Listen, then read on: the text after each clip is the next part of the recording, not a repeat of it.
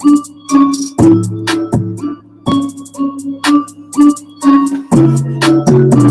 going on, everybody? I am AK Eagles from the Eagles Uncensored podcast. Appreciate you guys coming in and joining me today. You know, we got a lot to talk about. This is going to be a long stream, a couple hours at least. You know, want to definitely talk about Eagles free agency. You know, the free agents, unrestricted free agents, what we can do in free agency to help this team better. Definitely want to talk about the Super Bowl. You know, this coming Super Bowl coming up in 2 weeks. You know, we got a lot to cover here today, so I appreciate everyone being here. What's going on, Jordy? How you doing, my guy? Appreciate you being here, dude. Thank you so much. Yeah, so, you know, the first thing that I want to talk about with you guys today is our free agents on our team. You know, who you guys want to bring back, who you don't want to bring back. And if there's anybody that their contracts haven't expired yet and you want to, like, trade them for someone else or try and get some draft capital for them before the draft, you know, we're going to go through all that. But also I will be doing a call in as well here in a little while. I'm going to bring everyone on one by one this time. You know, we don't get to talk enough one-on-one. So, you know, I want to give everyone an opportunity to come on here, express themselves, what they want to see with this team, and you know, just have a one-on-one encounter with everyone, and then afterwards, you know, maybe we'll have some people on at one time. But you know, I do appreciate you guys coming in and being here, and you know, I hope you guys enjoy this stream. I am at 320 subs. I appreciate each and every one of you who have subbed already. There's about 12% who watch this content and are not subs. So if you are part of that 12%, please hit that subscribe button, hit that like button, turn your notification bell on so you know when I go live. I got a lot of big plans for this channel going forward. Many things have not dropped yet, you know, so there's a lot going on. And in the description down below, I have a Cash App. I'm not monetized yet, so I'm not able to get donations. This is my way to get donations to help my channel grow, to get things that are important to the channel, to help it grow, to give you guys better content, all that. So if you guys would like to donate to the channel, the link is at the bottom for the Cash App. You may go ahead and do so. If not, I appreciate the support anyway. So, and I want you guys to answer this in the chat and stuff as we go through it. You know, first off, we're going to start talking about the Eagles. And we're going to go through the unrestricted free agents here. What's going on, Stephen Joyce? Appreciate you, my guy, for stopping in, man. Shout out to you. Hope everything's going good with you and the family, man. Appreciate you being here, dude.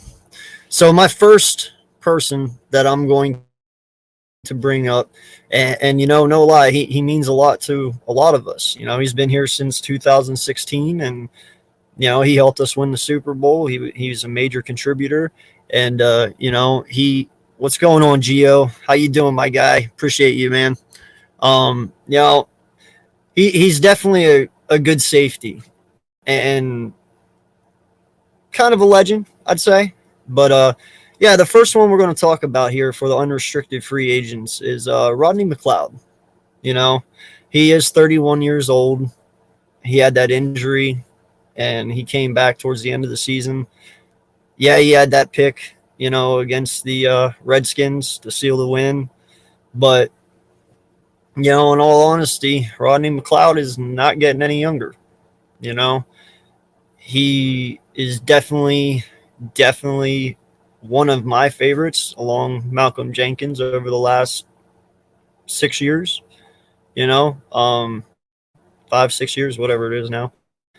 So, I mean, how do you guys feel about him? Me personally, Rodney Macleod, let him go.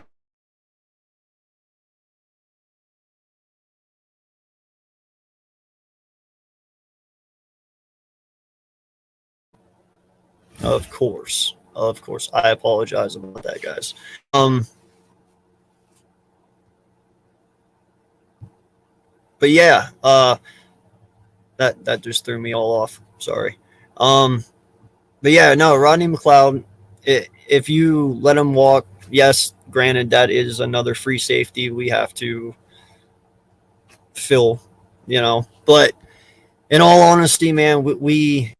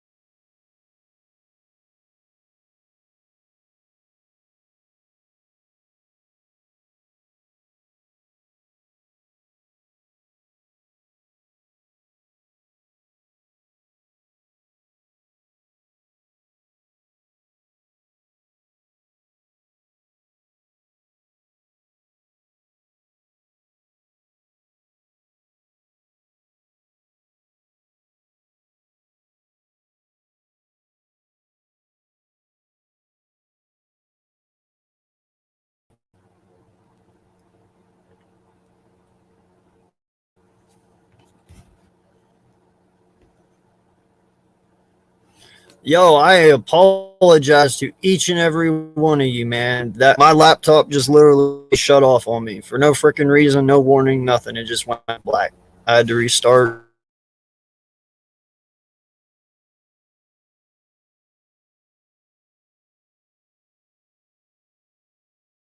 Computer.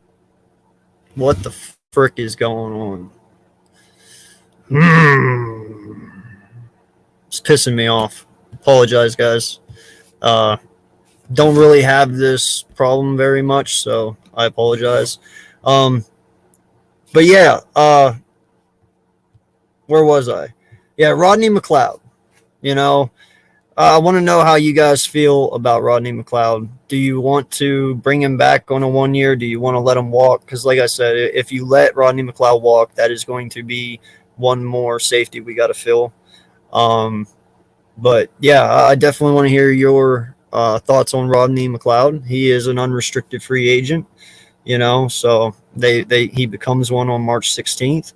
So how do you guys feel about Rodney Macleod? Do you want to keep him one more year, or do you want to just let him go and you know grab somebody different? Yo, what's going on, Vic? How you doing, my guy? Appreciate you, dude. Angel, how you doing, man? Thank you so much for being here. Yo, what's good, Richie? How you doing, man? Dude, I'm always outside, bro. I got a son with Downs, so he has some health issues, and I smoke cigarettes, so I chill in my garage. It's not that cold out here. I just have my coat on just in case it is. But yeah, man, I do my stuff out here. I don't mind doing it. But yeah, so in my mind, though, you have some pretty good free agent safeties this year that you could fill that void. Um, Like I said, Rodney Macleod is 31. He's been with us since 2016. He is coming off that ACL injury that he had, and he had to rehab all season. He came back, and I mean, he didn't do bad, but like I said, his age is starting to catch up to him a little bit. If it was me, I will let him walk. I love him to death, but gotta let him go. That's amazing, Richie. Walter mock drafts got the Eagles taking safety Hamilton with the 12th pick. I'd like to see that. You know, if that happens, I could totally get behind that. I do want Hamilton on this team. It's just going to be extremely hard to get him, I think. You know, there is teams in front of us who will and want him. So, yeah, that one's going to be tough, dude. Shout out to the 8 in here. Thank you guys so much. I know I cut out earlier. I'm going to say it again. In the description down below, I do have a Cash App if anybody wants to, support the channel until I get monetized and help me grow the channel a little more and bring out a little better content. Feel free to do so. If not, I appreciate the support. Just imagine if he falls to 12. Dude, that would be amazing. I don't see him getting out between 5 and 8. I think somebody between 5 and 8 will take him, but I don't know. You know, that one's tough. Hamilton is a stud. I believe he's going to be another Cam Chancellor type safety, but we'll see. You know, hopefully his pro day drops him a little bit and we get lucky. I don't know, man. I don't know, but I do love Hamilton, Richie, for sure. Yeah, Tyrann Mathieu is a free agent. And, you know, I definitely want to talk about the free agents this year, you know, kind of how we can fill our voids with some of these players. So now this next guy, I got to say, he's on my shit list. And I don't give two shits if he walks away, honestly. Derek Barnett. And I know we all know this man and what he's done and contributed for this team. And I'll tell you what, as a 14th overall pick in 2017, this kid is not the answer. Plus, you know, we already extended Josh Sweat. That should tell you something. You know, like my good friend Gail Saunders told me at the beginning, follow the money. If you want to know anything about this team, follow the money. You know, and I'm following it, and I'm saying Derek Barnett is gone. You know, there's no ifs, ands, or buts. You cannot keep this kid. He has not contributed enough. He doesn't contribute enough.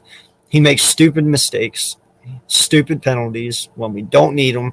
And it's always on 3rd down and 8 or something like that when we're about to get a stop, and then flag, Derek Barnett, 96. You already know.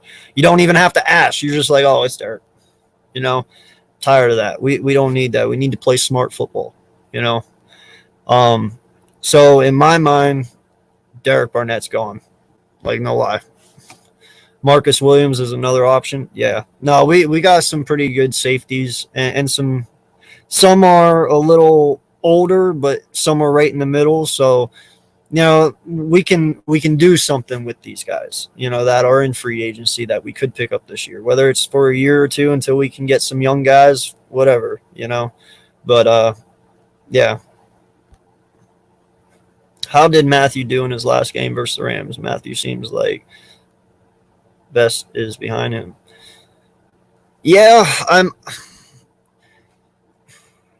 Matthew is a beast, though, man. I got to say, he plays with so much heart, you know, and he flies around the field. He makes tackles. But, I mean, we could have a worse option than him, honestly, Richie. You know, I will take Matthew over Wallace or any of these guys that we have right now, especially for a vet to help them, you know, grow and develop. Matthew would not be a bad pick for that. No, we are. We're going to talk about that. We're going to talk Eagles. We're going to talk free agency, and then we're going to talk a little bit of draft and Super Bowl. Definitely excited about the Super Bowl Angel. We have the Cincinnati Bengals in there against the Rams. And I was 1-for-2 yesterday. I wanted Cincinnati versus 49ers because I just wanted to see something different. But I will take this, So we'll get to that, though. I'm excited about Cincy. No lie. Yeah, Vic, you're completely right. Derek Barnett, 100% trash. No lie. The only good thing Derek Barnett has ever done is win me $100. Well, hey, if that's the case, man, then you probably don't hate him as much as I do. So, yeah, for me, Derek Barnett, he's gone. I understand we're a little short on the defensive end side, but you know what? We can find some people in free agency to fill that void. Barnett on a 1-year contract, about $6-8 million, prove it deal. I say okay, only if Jonathan Gannon is done or in Houston. Both Jim Schwartz and JG schemes reveal on rushing only for need to blitz. I don't even want a 1-year deal, Richie, honestly. I don't. I'm tired of them. I really don't want to just deal with him anymore. I don't even want to see him on our defense. He has done too many wrong things on this team for me to just say, yeah, well, give him 1 more year. Let's see what he's got. I mean, hell, he's had 5 years, man. It's crazy. Hey, man, just checking in. Busy today. I'm split because I'm happy for Stafford, but really want Bengals to win. Going to be a fun Super Bowl. Off season is going to be crazy. Yeah, no lie, man. It is going to be crazy. What? Really?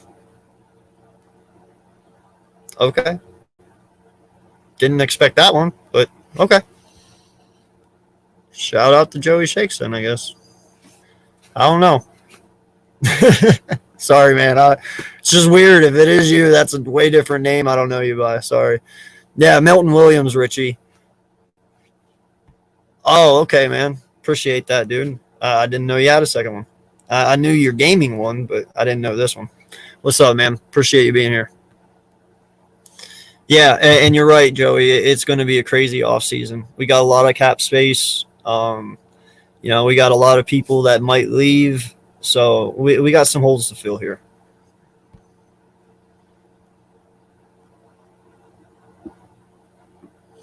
Sixers going to beat the Bulls on Sunday. You frickin' wish. Just saying.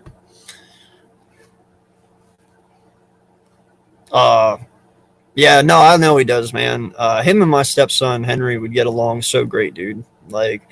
You walk into my stepson's house, he has horror memorabilia all over the walls. He has rugs, just rolling through his house, horror rugs and stuff, with anyone, really. This kid is so in the horror. He's watched The Human Centipede 1 and 2, I think. Maybe there's a third one. I don't even know because I haven't watched that.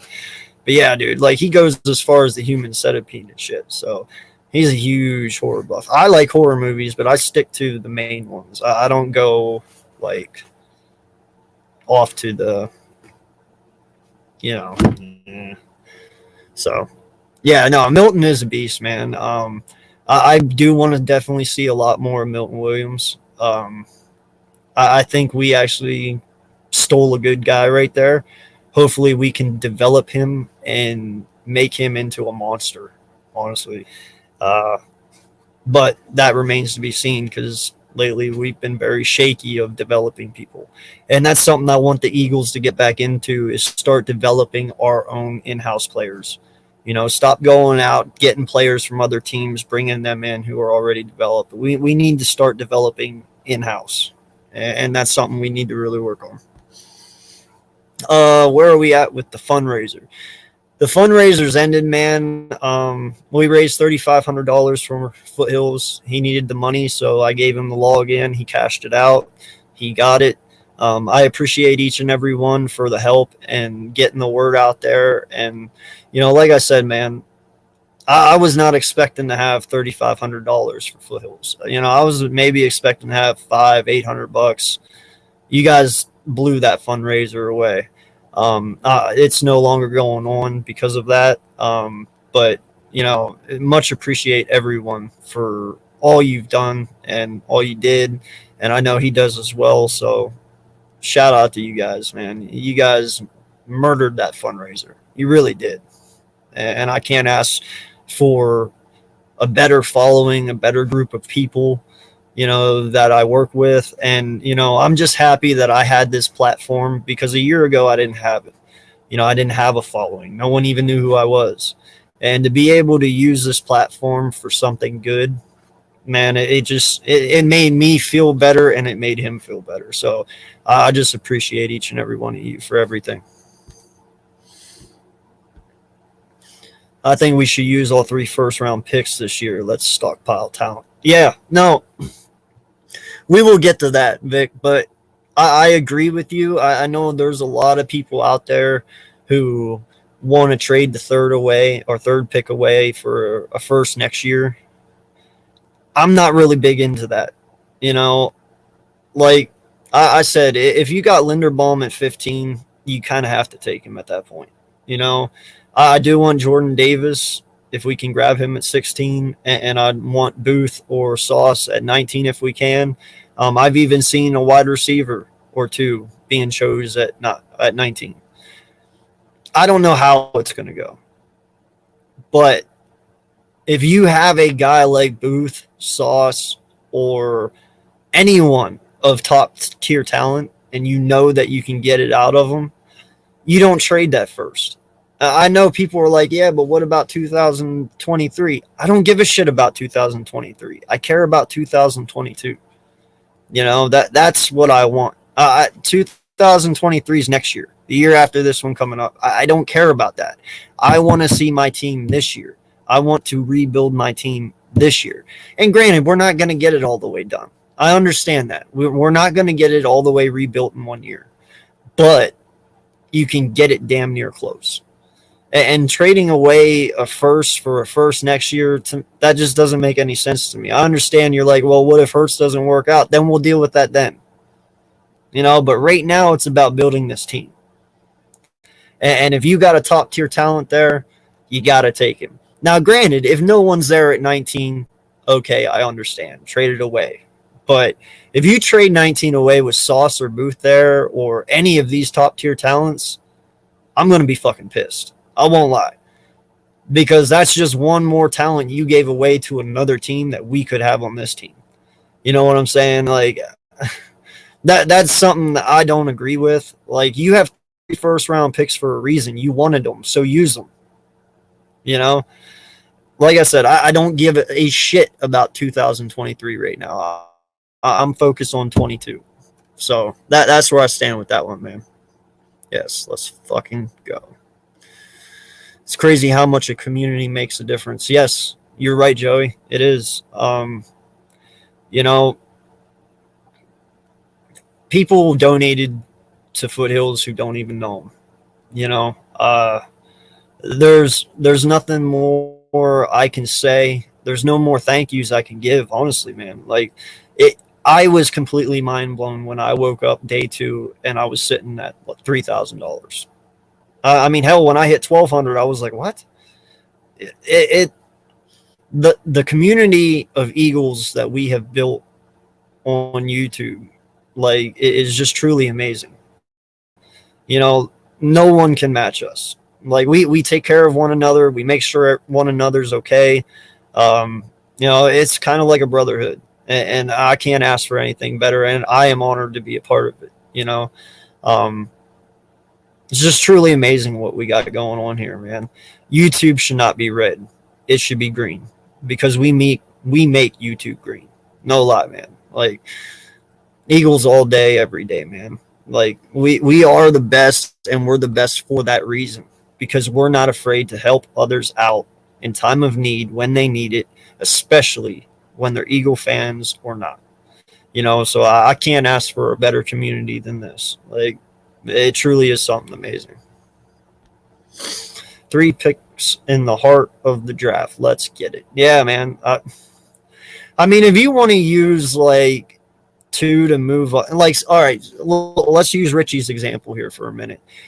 If you want to use 2 to move up and grab Hamilton at 12, or you want to use 1, well, I guess it would only take 1, wouldn't it? 1 and then maybe a second or a third. I don't know exactly what the fuck it would take, but whatever. If you want to do that move without giving up too much capital, I'm okay with that, especially if it's for like Hamilton or something, but that's the only reason that I would do that. Other than that, I'm staying put. There's no reason to go anywhere. You have 3 picks in the top 20. Use them, because them 3 picks, that's 3 stars, 3 potential stars for this team. Whether if it's on the offensive line, defensive line, or corner, safety, whatever. That's 3 potential stars you have for next year, and those stars can make a difference. So that's why I'm about it, man. It makes me believe more in Hurts now that the best young QB in the game had a Washington football team performance yesterday, and both half Mahomes, Russell Wilson choked. Yeah, no. I've always said it, man. I always feel like we're always a little too hard sometimes. Now, listen, Rager deserves what he gets. Barnett deserves what he gets. And, some of these other guys do too. JJ especially. But Hurts doesn't deserve it yet. I mean, he's only had 22 games so far. And, the only way is up from here, I do expect a lot out of Hurts, and I will criticize him if he fails me. I will, 100%. I do not want a quarterback who will not win. That 100%. Because I care more about the name on the front than the name on the back. I support Hurts because he is my quarterback. I have to. I support him because I do see the talent. He has flaws. I understand. He does. But those flaws that he has can be fixed if they do it right. But that's what I'm talking about. Developing. If you throw Hurts away now, somebody else develops him, how are you going to know? Like, we got to start developing our players and our system in-house. Let's see what the kids got, man. I don't know what else to say. I do want better as well, but I can't sit here and tell you if Hurts is going to be that guy or not. I can't. I'm not the expert, but I'm willing to give him a shot. Everyone makes mistakes. I mean, this kid's only 22. 22. He's even younger than half the quarterbacks coming out in this draft this year. So that should tell you something. I mean, he's still young.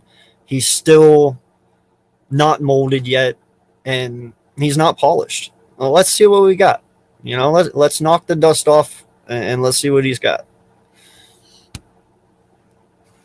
Why did Mahomes throw to Tyreek Hill and miss getting the field goal attempt? Why did Mahomes run around and get sacked at the end of the game? He was lucky that his kicker made the field goal. Listen, man, Pat Mahomes has not had his best season this year. I mean, he had 20 interceptions, I believe. It was something like that. It gets to a point where you're going to have Mahomes depending way too much on Tyreek Hill. And if you play it right and you can slow Tyreek Hill down, you'll never stop Tyreek Hill, but you can slow him down. You see what happens. You saw what happened last night. He was running around. He was trying to get away from sacks because no one was open. You take Tyreek Hill away from Kansas City, you win that game. You do. Listen, Hardman had a hell of a game yesterday. But Hardman's not Tyreek Hill. McKissick, right? Yeah, McKissick. He did a damn good job as their halfback yesterday. Wasn't enough, you know. Kansas City is Kansas City, and that's why I didn't want to see them in. You know, they've already been in twice in a row. I wanted to see someone new. I'm so happy since he beat them. I'm so happy. But I don't have any ill will against Kansas City.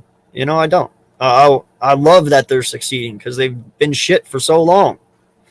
But yeah, it's just time I wanted to see somebody different from the AFC. Yeah, the playoffs told a lot of people a lot. You know, you saw Kyler Murray. You know, you saw Dak. You saw Jalen Hurts. You saw all these guys, man. Derek Carr even. You know, and Daniel Jones. Daniel Jones actually did better than all of them, but he still lost. You know, but it wasn't his best game. They all have a lot of work to do. Every quarterback, not just Jalen Hurts. You know, Daniel Jones has a lot of work. Obviously, Justin Fields does. Trevor Lawrence does. All these guys need work. You know, none of these quarterbacks are finished products. None of them. Trevor Lawrence isn't even finished. You know, he's got a long way to go. So I'm not giving up on anyone yet, you know, at all, quarterback-wise. But I know how people act and I know how people think, and everyone wants a microwave QB. Just pop them in the oven for 3 minutes and out pops elite. And it doesn't happen that way, you know, so.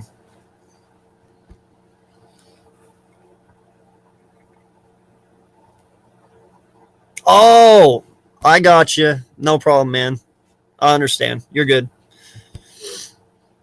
I like Hurts, but he just hasn't shown any of the traits that these young championship round QBs have shown. I'm fine giving him another year, but I think we know what he's going to be. Yeah, listen, we get it. You know, he hasn't shown the traits of these other young QBs, but he didn't come out as polished as these other young QBs.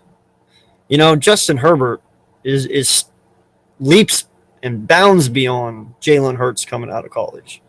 You know, Trevor Lawrence was. Like, I get it. His arm is not the greatest, but it also shows, too, you don't need an MVP quarterback or a star quarterback at that to make the playoffs.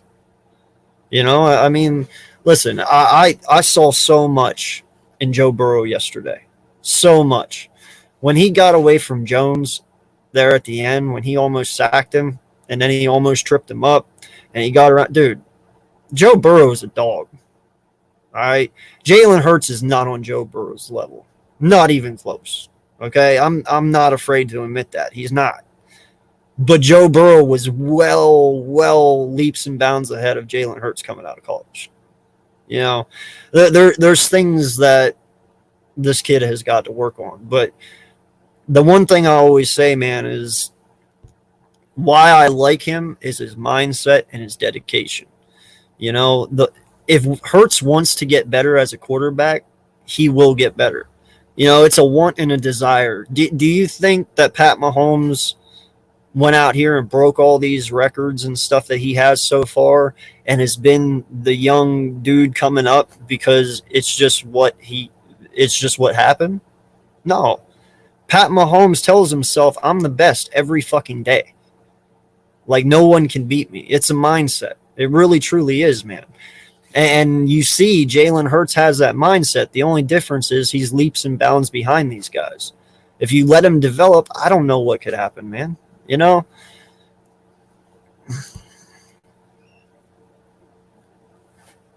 Well, yeah, he's not yet, though. That's my point. Like, he's 23. Half of the people coming out are 24, 25, and 26 already in this draft. That's what I'm saying. Like, he's pretty much right there, and he's already going into year 3. That's what I'm saying. Like, he was young when he came out. So it's just he needs time, man. And if you guys don't want to give it to him, that's fine. I understand. You want to win now, but I do too.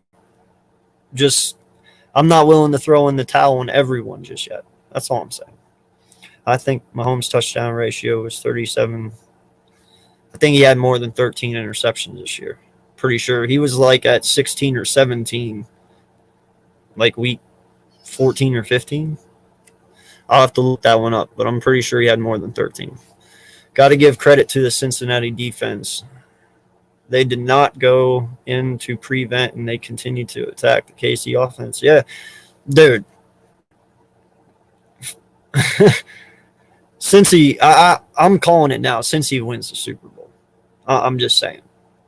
You know, when they weren't knocked out last or 2 weeks ago, and they came into Kansas City to play them, I kind of knew they were going to win because at that point, in their mind, no one could stop them. You know, in my eyes, football is 90% mental, 10% physical. It is truly a mental game. You can disagree with that if you want. It is what it is, but, you know,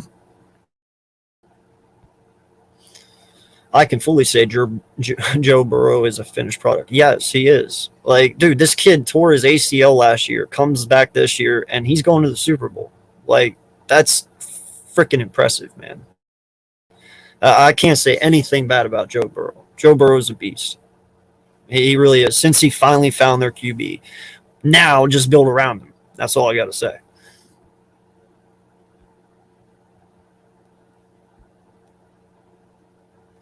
No, I get it, man. He hasn't shown the flashes of a passer. I understand that. You know, I do. And you know what? If he doesn't show those flashes this coming year, then get rid of him. Like I said, I care about the name on the front, not the name on the back. Yes, I love Jalen Hurts. I love the image that he is. I love his toughness. I love his attitude. I love his poise. But if you can't win me football games, I don't want you to be my quarterback. So I'm in agreement with you, Green. I really, truly am. But I'm also not. You know, I walk that line on Jalen Hurts. I'm not this guy and I'm not this guy. I just stay right in the middle. You know, I try to at least.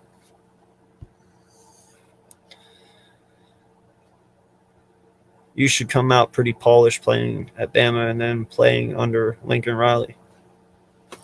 Yeah, you should. That's the key word there. Should, you know. We'll see, man. We'll see.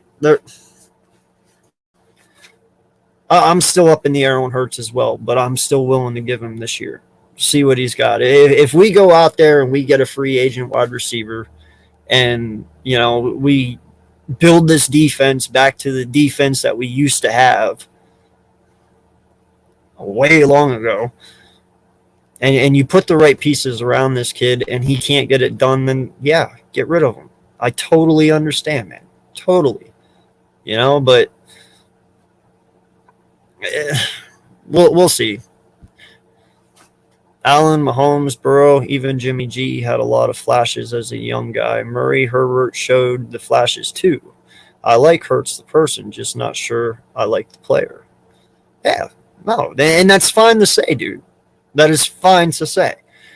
You know what? There is a lot of guys out there who you respect as a person, and they're not that great of a player. And that's fine. If he ends up being that guy, that's what he is. I mean, how many people loved Tim Tebow back in the day? I mean, hell, he took Denver to the playoffs. He beat the Steelers. We love him as a person, but we all knew he wasn't a great quarterback. You know, so that's what I'm saying. I understand where you're coming from, bro. I truly do. Yo, what's good, Bobby? How you doing, man? Hurts deep ball is so inaccurate. It's not throw like completely underthrown, but it's never a consistency with the deep ball. He's not good with scanning the field. He needs a ton of development. Yeah, he does. I've never said the kid didn't. He does. But I can't sit here and tell you that he won't go out and work on that shit this offseason and come back in next year and have an even better year next year than he did this year. You know, but I'm willing to take that chance 1 year. I mean, what is 1 year? I don't care. I mean, it showed in the playoffs this year. We're not a playoff team yet. Granted, I'm happy the fuck we got there. I am. But we shouldn't have been there. And they proved that. You know, they got out coached, they were outmanned, and they were out talented. They were. But I like the direction we're going. I like the group of people we have. I like our foundation we've built for this team. Now you just got to get bigger. You know what I mean? And better. So that's where this starts this year. The sad reality of the NFL is that everyone is working hard. The other guys get paid too. Hurts can work as hard as he wants, but some guys just can't take their game to the next level. You're right. You're right. Now, you're right. You're right, Green. You're right. And I 100% agree. There is some guys out there who can't, and that's why I brought up the Tebow thing. You know, everyone loved him, but his talent as a quarterback wasn't going to go any further. You know, I'm surprised the Chiefs lost. I'm not. I chose Kansas City or Cincinnati to win, and I chose Kansas City to lose. You know, I understand that Kansas City's been there. They have people on that team who have been there before. You know, that whole team pretty much has. But you could tell yesterday Cincy wanted it more. You know, if you wanted to stop Cincy, you shouldn't have let them get to the championship game. You shouldn't have. You should have taken them out in the divisional. Because as soon as you let them get to that championship game, it was over. Like, it's been 31 years for Cincy. You know, when you let them get to that game yesterday, it was already over. And now that you let them get to the Super Bowl, I'm already saying it. It's already over. I'll take my lumps. If Cincy loses the Super Bowl, so be it. It is what it is. I don't give a fuck. I'm not a Cincy fan, and I sure as hell ain't a Rams fan. That's an Eagle behind me. I don't care who wins. But, you know, I do like Cincy in this matchup. Jalen Hurts has to build off what he started this season. Yeah, he does. Exactly. You know, and that's what I'm saying. If he comes out next year and he has a better season than what he did this year, that's showing me improvement. That's showing me more. I mean, I've already caught myself saying I believe Jalen Hurts will come out here and have kind of a Carson Wentz year too. Not to that extent, but you will see the growth from his first season starting all 18 games now to his second year. You know, you will see that leap. And now that he also has the same offense, you know, this kid has had 5 different offenses in 5 years. Now that he's able to have the same offense going into his second full year starting, and now all he has to do is work on himself, hey, I'll see what he's got, man. It is what it is. Most QBs come out around where Jalen was, to be honest. There's a few guys like Wentz and Pickett who are 24, but that's not the norm. Yeah. Honestly, man, I honestly don't look at ages that much anyway. I don't care. If they can play, they can play. I've even caught myself saying before that I would take Von Miller, and he's 32 or 33, one of those. You know, I'd put him on a 1-year deal next year. You know, you see what he's done for the Rams already. He's been something ridiculous for him, especially in the playoffs here. And it's one of those things where if you want to use him as a Michael Bennett type player or a Chris Long type player, I'm all for that. You know, if you want to do that with Chandler Jones, I'm all for that. Any of these guys who are up there in age, you know, if you want to use them just as a bridge for 1 year, I'm okay with that. But we'll see. We'll see what happens, man. Yeah, no, I get you, bud. In terms of age. Joe Burrow's division was easy this year. Ben was done playing out of his retirement year. Browns had Baker hurt and a large breakout of COVID. Ravens and Lamar out of their entire running back, and CB's injured. Yeah. No, that division was definitely hurt. You know, I don't think Pittsburgh's going to be a player for at least 2 or 3 years now, especially now that Ben's gone. I have no idea where they're going with the quarterback at this point. I don't know if they're going to bring in a vet like Kirk Cousins or, like, I don't know. I don't know. I have no idea which way they're going to go. They might draft one. I have no idea. But the Steelers are probably going to be fighting for third or fourth for at least 2 or 3 years. Now, granted, they are very good at rebuilding fast. But losing Big Ben was definitely a big loss to that team. So, yes, go Bengals, man. I'm all for it. Yo, Sports with Como, what's up, man? Appreciate you stopping in, bro. Thank you. Yeah, no, man, I'm with you, Bobby. Listen, I love Jordan Davis. Okay, I do. I love him. But a lot of people have issues with him because he only had 2 sacks. And they want people who produce sacks. I look at Jordan Davis as a Warren Sapp type player. Not only will he get sacks, he's not going to get the most on the team probably, but the kid's a disruption. He is a monster in the run game. I saw this kid get triple teamed before and still tackle a guy for a loss in the backfield, a halfback, on a triple team. You can't do that in the NFL because then they're just going to get crushed by everybody else we have. So I do like Jordan Davis because of the disruption he will bring to our defensive line. It will be very hard to stop Davis and Hargraves next to each other. And then Milton Williams is two as well. As well. I think Jordan Davis is the way to go. I know there's a lot of people who that Malik kid from, I believe it's Texas A&M, and then but and we do need edge as well.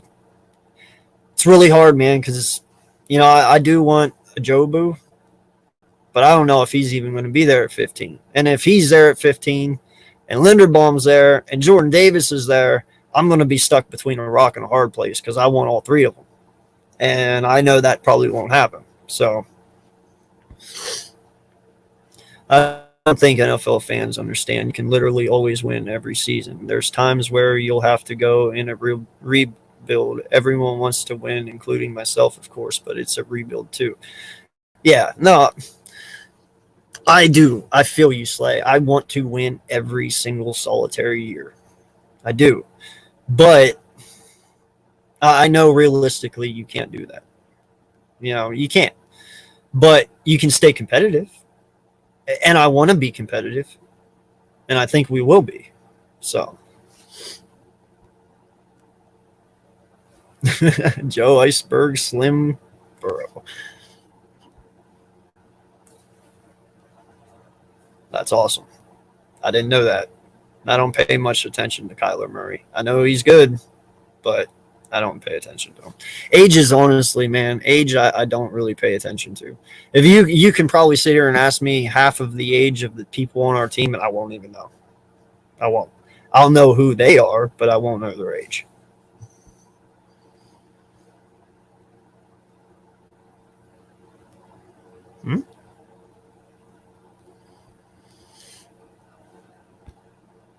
Mac Jones, Tua, Baker, Murray are far from being polished, and it is okay. Yeah, no, I mean, Baker is, he took a turn for the worse this year. I don't even know if he's going to be on the Browns next year. So we could be in a far worse position than what we are. Hurts could have totally came out here and just been complete shit. He really could have been, but he wasn't. Not all the way. Like I said, there was things that he did wrong, but what young quarterback starting their first year doesn't mess up? I want to see. I want to see the jump from year 2 to 3. Because I'm not technically counting the 4 games he got his rookie year. I get he played them, but that was just a fucked up situation. Let's be honest. That his 4 games he started in 2020, that was just a fucked up situation. And he handled it well. So, but this past year, this year that we just got done with, he showed me a lot. Now I just want to see him show me the rest from this year to next year. That's all I ask. If he can do that, we'll see what's going on, you know? Great live, brother. Keep it up. I appreciate you, Bleed. Thank you. Shout out to the 7 in here. We did have 11. I appreciate those people that were here as well. Yeah, no, it's great. I actually don't ever stream this early, so it's kind of cool. It's fine to have a development with a quarterback. Yeah, I think so. You know, I think so. You know, you look at Lamar, they still had to develop him his first 2 years. Russell, his first 2 years. You know, now you do have your Aaron Rodgers, you know, who just came in and just lit it the hell up instantly, but he also sat 3 years. You know, it's a give and take, man, but I'm okay with having a developmental quarterback because guess what? If he ends up being good, then I was right. If he ends up being wrong, well, I was fucking wrong, and I need to go back and reassess how I reassess players, you know, and stop thinking more with my heart and start thinking more with my eyes. But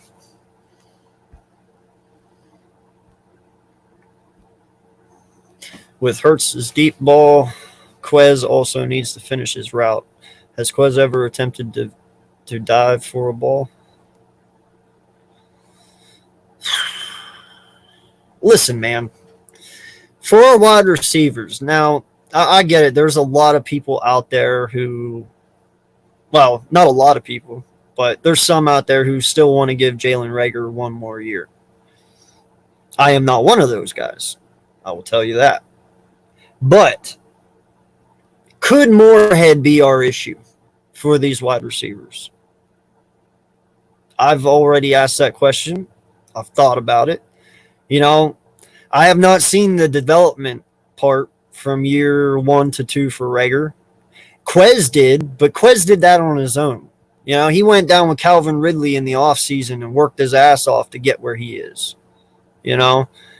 So I give all the credit to Quez for Quez's wow, I lost my word there. For his development, I give a lot of that to Quez himself because he took the time, the effort, and he motivated himself to wake up every morning and go and do this stuff to get better for this season. If he does it again, hey, awesome. But you didn't see any development in Jalen Reagor. You know, you didn't see any development in JJ or John Hightower. I think Moorhead is the problem. If I was Nick, I would fire Moorhead and bring somebody in who will truly develop these wide receivers. Because I believe our development at our wide receiver position and our wide receiver coach is just shit. I'm just going to be honest with you. I don't like Moorhead. I think we could do a lot better than him, and I think we should look at doing that. But it probably won't happen. I think Cincinnati has a very good chance of winning the Super Bowl. I do too, man. How you stopping Joe Mixon? How you stopping Joe Burrow? Jamar Chase? Tyler Boyd? T. Higgins? How you stopping them? I can't wait to see Jalen Ramsey versus Jamar Chase. Like, that is my ultimate matchup right there. I can't wait to see that shit. And I pray to God that Jamar Chase puts his ass on skates. I do, man. I would love to see that. I really, really would. If that sensitive defense attacks Stafford and they push him to make mistakes, it's a wrap. Dude, I don't know what the fuck Matthew Stafford was throwing at a couple times last night. Like, no lie, Tart lost that game for the 49ers. He should have caught that interception. But that's also why he's a safety, because he can't catch a fucking ball. But that was just, I don't know where Matthew was throwing that. Like, that was directly at the 49er guy. That wasn't anywhere near either of them. So I don't know, man, but you're right. Matthew Stafford could totally tank this Super Bowl for him. And it wouldn't be the first time it happened. Golf did it for him the other year. So, yeah, I just don't see it, man. I don't. No, I will not disrespect the Rams. I mean, I know the Rams have a great defensive line. Will Cincinnati's offensive line hold up? I have no idea. I mean, you got Aaron Donald, Von Miller. Ugh. Thank God it's you guys and not us. That's all I got to say. But don't get this man killed. That's all I ask. Don't kill Joe Burrow, because that's a pretty nasty duo right there coming at you. And then now they brought old ass Eric Weddle back out of retirement. He packs a really big punch in the safety position. You got Ramsey on defense. Their linebackers are very good. Like their defense is pretty damn good, man. It's going to be a great Super Bowl, I think. It really will be. Yo, BLSG, what's good, my guy? Richie, so people get on Quez for the deep ball, but not for Devontae in the Washington game.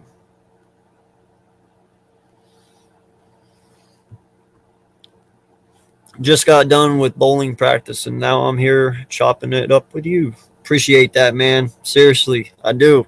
Hopefully bowling's going for good for you, dude. I hope everything's, I hope you guys are winning and stuff. Let me know, by the way, how you guys are doing this year so far. Has Kyler proven that he is worth the big franchise money contract? Based on the last 8 games, I say need more evidence. People say Kyler was hurt, but so was Jalen's ankle. That is a valid point, Richie. That is a very valid point. I saw the last 8 games with Kyler, man, without D-Hop. He didn't look like Kyler Murray. So are you sitting there telling me that D-Hop makes Kyler? Because, he still had A.J. Green. Now, granted, A.J. Green is not A.J. Green of old. He has Christian Kirk, and then he had that other rookie wide receiver that they have. But you just can't depend on one person to make you. Aaron Rodgers will be Aaron Rodgers without Devontae Adams. You know what I'm saying? Like, no matter who his wide receivers are, he'll figure it out. I don't know if Kyler Murray is that guy. I don't know yet. He could develop into it, but I don't know yet. Kyler is light years ahead of Jalen, even if he doesn't earn the money. I can agree with that as well. Kyler is a more polished quarterback right now. I 100% agree. Wow, y'all are killing the comments. I appreciate that so much. We don't get to do this that often, so thank you all. Shout out to the 10 in here. I appreciate each and every one of you.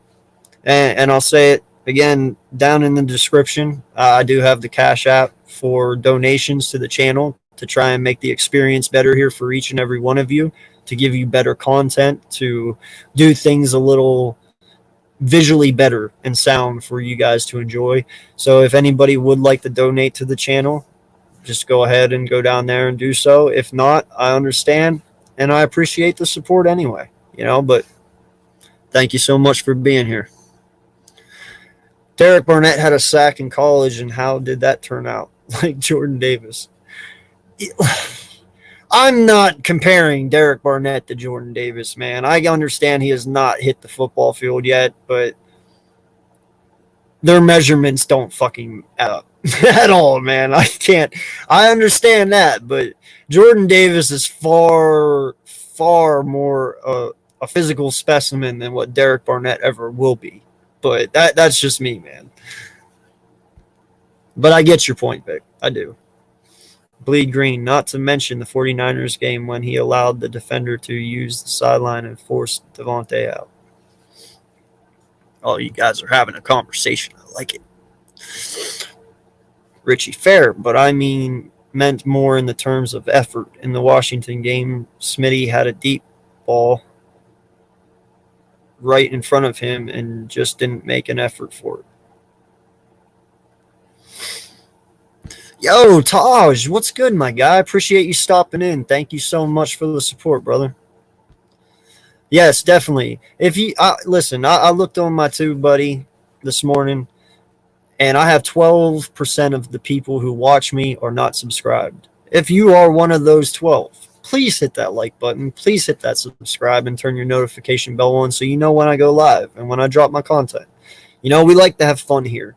I get it. Sometimes language can be offensive. I get it. Sometimes what we say can be offensive. It's all for fun. You know, we just love having fun here. If I have offended anyone, I apologize. I really do. But I just wear my heart on my sleeve and I talk the way I talk. You know, when you've worked in the oil field for 10 years around a bunch of drunk assholes who are all old and they haven't had a beer in 4 days, I talk like a Christian. Like, I get my mouth because of them. You know, don't ever be around a drunk for 6 weeks and not have a drop of alcohol in them. Just telling you that right now. It's not good. See ya. Keep up the good work. Appreciate you, Bleed. Thank you so much for coming in, man. Thank you. That's what Joe Burrow's nickname is. Joey Shiesty. Yeah. Dude, he is a shiesty little shit. I ain't gonna lie. He can definitely get out of sacks. I saw so much in Joe Burrow yesterday. Not last night, but yesterday. I really like Joe. I'm not gonna lie. I really do. He could be a big threat for years to come for that AFC. So I hope Pat Mahomes is ready. That's all I got to say, because I have a feeling it's going to be sorry. I have a really strong feeling it's going to be a Joe Burrow, Pat Mahomes show for a while. Like, these two guys are truly football specimens. They know how to play the game. They do. So, yeah, I have a feeling the AFC is going to be going through Joe Burrow and Pat Mahomes for a long time. I'm not going to lie. So, AFC, sucks to be you guys, but good luck. At Bleed Green, Devontae has more clout build up than Quez, so his mistakes get overlooked and forgiven.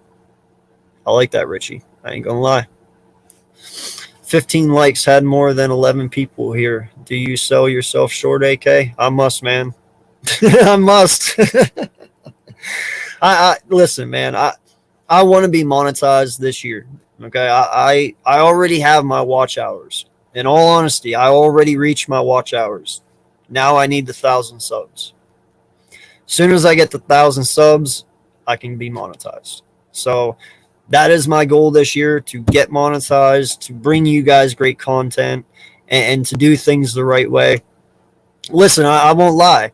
I will still be Eagles Uncensored after I'm monetized, but the language will stop. Because unfortunately, I do know how to be professional. I just care not to right now because I'm not monetized. You know, but believe it or not, I can go 6 hours without cussing. You guys just haven't seen it yet. And when you do, you're going to be like, oh my God, he can do it. Well, I can. You know, when I set my mind to something, I get it done. When people tell me I can't do something, I do it just to prove them wrong. So I want that 1,000 subs. I care about that 1,000 subs. And I want to kill this shit. And I want to do it for you guys. So help me do it. Let's get to 1,000 subs this year. Before this season starts next year, let's get to 1,000 subs. Let's get this channel monetized. Because, dude, there's so many things I can bring to you guys. You know, I always say it. I'm a very outspoken person. I'm actually very funny. You know, you guys see me on here, and you don't see me when I do my video games. When me and Gio start doing our video game streams on our new channel, when we create that, I'm a very animated person. I just haven't figured out how to get animated this way. You know, you saw me on my live play-by-play when we played Tampa. I can be very fucking funny, okay? No lie. I just don't know. I'm still learning. You know, I've only been at this for 9 months. I'm still trying to take it all in. You know, I'm coming up on my year here very soon. But I know I got a lot of work to do. And I enjoy and appreciate you guys all being here, and I appreciate you guys hanging with me through this build. You know, and I will never forget any of you at all. But we're going to get it done. One way or another, I'm determined to get to 1,000 subs. So we'll get there. Dog, Quez is consistently open. How's it his fault? I'm not touching that. Did Minshew ever locate Quez versus the Jets? Man, y'all got some great questions. I love your conversation you guys are having here. Dude, Richie brought the knowledge today. He really did. You guys have fun with that. Jalen Ramsey, mark my words, is going to lock down Jamar Chase. Go back and check the Raiders-Bengals playoff game. Chase barely lined up on Chase Hayward, best CB, but he's still a damn good player. Hey, man, I know how you feel about Ramsey, Slay, so I understand your meaning behind that, but we'll see. I can't wait. We'll see. My mistake, he did for 3 reps for 60 yards. Okay. Yeah, I feel you, Taj. Chase versus Ramsey. It's going to be a fucking game, dude. Like, I'm telling you, I hope this kid puts Ramsey on skates so bad. Like, I love Jalen Ramsey. But, dude, like, if Jamar Chase kills this man, I will laugh so hard. I will. Yo, Dante, what's good, my guy? How you doing? Cincinnati will utilize all 3 of their receivers. The Rams won't be able to keep up as long as the Cincy O-line can hold up long enough. Yeah, no, that's what I'm saying, man. Like, they have Jamar Chase, T. Higgins, who I'm extremely high on. Like, if there was some way we could get T. Higgins, I would fucking do it. But there's no way they're going to let him walk. And then Tyler Boyd. I'd even take Tyler Boyd. But I don't think they're going to let him go either. They have a very good wide receiver core in Cincy. It's going to be very interesting to see what happens. Very interesting. More. Thank you. Yes, more. Yo, Grand Azir, what's up, man? Appreciate you, dude. Hey, AK, I hit the like button earlier, but had to mode another stream. What is new? Nothing much, man. Just chilling. Figured I'd come on here and just talk some Eagles, talk some free agency, talk some draft, and just see where you guys want this team to go. Like I said, I'm going to drop the link here in a little bit. I'm going to bring everyone on one by one. I never get to truly talk to each and every one of you solo. So I'm going to try and start doing things a little different, more professional for now. I'm still going to cuss, but still, it is the point. Yeah, you know what I mean. But I definitely want to get more people on here one-on-one and talk some football because it's very hard to communicate back and forth when there's like 6 of us in here. So, yeah. I agree. Davis is like the years better than Barnett. Stats are just a part of the equation. Yeah, dude, and not just that, Vic, but Davis is a freak specimen. He's 6'6", 350 pounds, and I believe he runs like a 4.4. Like, what 6'6", 350 pounder runs a 4.4? Like, he's just explosive, man. Just explosive. And whether he gets sacks or not, this kid's going to be disruptive. He will be disruptive one way or another, whether it's just pressure or not. Like, you don't always need sacks to be great. You really don't. Like, there's so many other ways this kid could be awesome for our defense. I mean, imagine you could have Hargraves and Davis for the next 10 years. That is one hell of a combination, if you ask me. All day, Ed. What is up, brother? Thank you so much for coming in, man. Appreciate you and all the support. That is my PUBG buddy right there. He plays PUBG with me and Gio. He will probably be a part of our gaming stream as well. So shout out to him and all he's doing. Appreciate you, dude. AK Eagles 88 of the Eagles Uncensored podcast likes to use a lot of filthy and foul language. He may fuss and cuss, but you can count on him and his content like the Beep City Bus. Oh, come on. My mouth isn't that filthy and foul. My God, man, you make me sound like a sailor. I'm not that bad. How you doing, AK? I'm doing good, Coach. It's Monday. Can't complain, man. Just enjoying life, enjoying the family. Just trying to get this channel up and going. I'm tired of being at 300. I'm at 320 now. I've gained probably 7 subs in the last 2 days, and I appreciate that. But I'm tired of being at the bottom. I need to be at the top.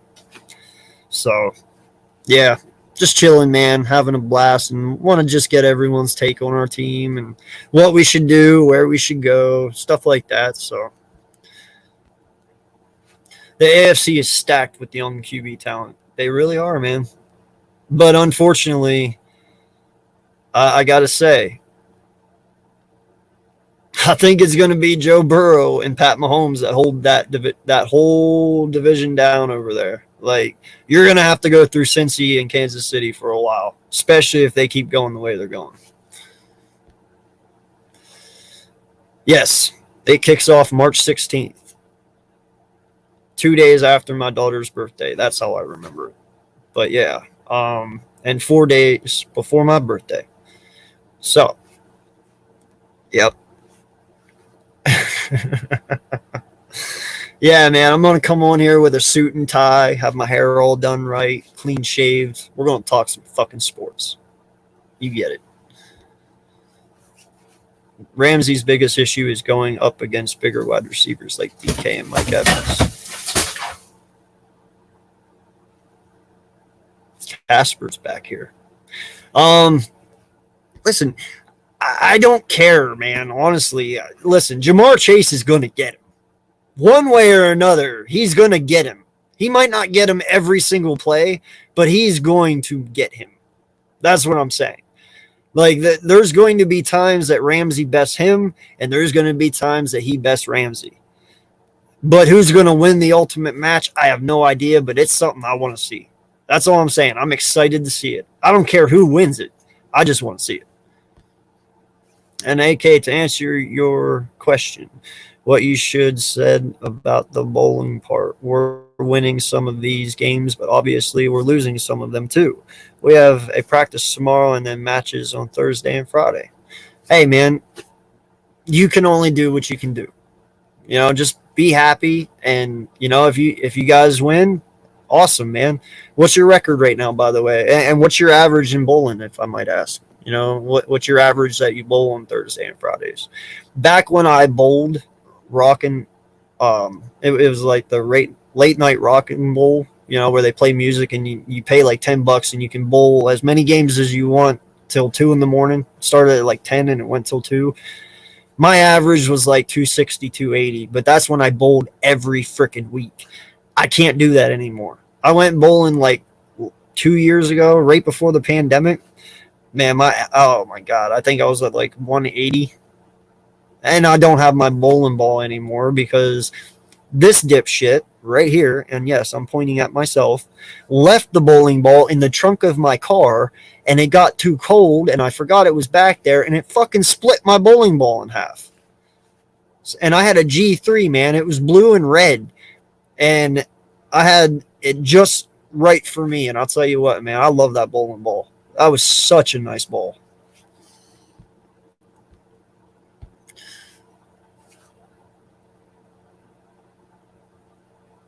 Talk about the Popa.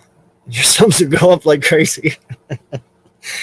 Hey, Gran, just so you know, we are going to be bringing back the Wandering Minds podcast. I'm probably going to start it up next Monday. Now that football's pretty much done. I mean, it's pretty much done. We got the Super Bowl yet, but I think we can. I think we got enough people that are available to start that back up. So, yeah, we will start up the Conspiracy podcast probably next Monday. Let's get AK to 420 by 420-22. It's funny you say that because I said that last night. 420 all day. Let's go. I just need 100 people. Senior Bowl is coming up. We rely heavily on that game to weed out prospects. Yeah, no, I'm definitely going to be watching the Senior Bowl. I've seen some mock drafts where we actually take a wide receiver at 19, like Burks. I have to watch some video on a lot of these guys. I have been watching. I started out with corners already. I'm just trying to watch a little bit of the corners that are coming out. I'm going to move the linebackers, safeties. I'm not really going to touch the offensive side of the ball. I will watch some wide receivers and I will watch some halfbacks, but that's pretty much it. I do know that we will be taking probably maybe one or two offensive linemen. I just don't know when and who. So, that's something else to look at. But, dude, it's going to be a fun offseason. We didn't have much cap space last year. We didn't have a lot to work with. This year we do. Like, you're going to see Eagle shit all off season because it's going to happen. Like, we're just going to completely go hog wild, and I can't wait. And if we don't, I'm going to be shocked. I'll be like, well, why aren't you doing anything? So, but I expect this off season is going to be a thumper. We're all going to be like, wait, what? Wait, what? Every time you turn, man, something's going to happen. I'm excited for it. I don't know, man, dude. Josh Allen and the Bills are going to get their back on the Chiefs and prove why they're better than the Bengals. I can't say that, bro. They just lost Brian DeBall to the Giants. I get it. Josh Allen is good. He's a great quarterback. But we'll see, man. They need to get him a better halfback, to be honest. I mean, Singletary, he did a hell of a job in the postseason. Don't get me wrong. In playoffs, Singletary went off. I don't know why he waited that long, because I had him in fantasy football all year, and he did good some weeks, and then he did really bad some other weeks. So I'm just like, what the hell? But no, he did a hell of a job in the postseason. Average 300 easy. Man, I've only ever bowled a 300 twice in my life. No lie.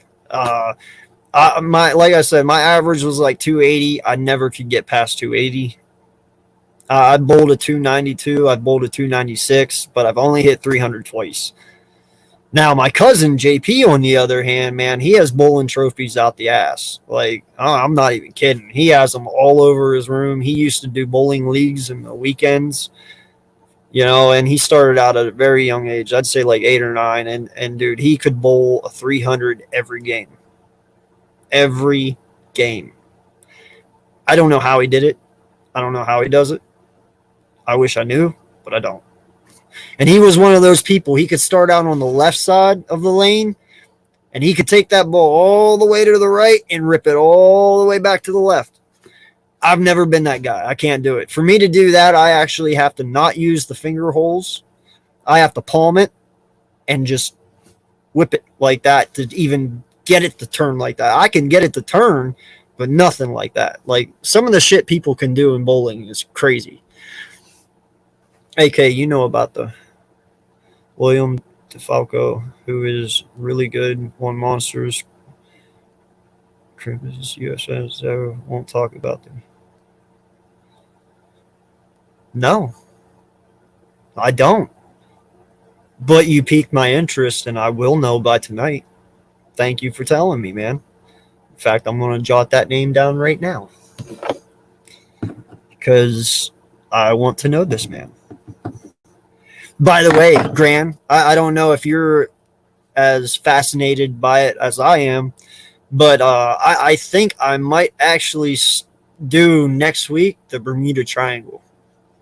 Like, that is my big conspiracy of life. Like, I wish I could be a scientist and go and just sit there and try and figure out the Bermuda Triangle. If people would pay me to do that, I would so do it. The Bermuda Triangle is probably the most fascinating thing on earth to me. So.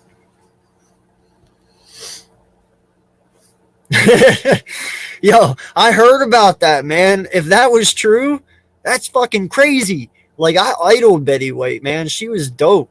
But if that is true, that's crazy. That's almost as crazy as Elvis Presley being a DEA agent. Like, or no, was it CIA? Was it DEA or I don't know, one of the two, CIA, DEA, whatever.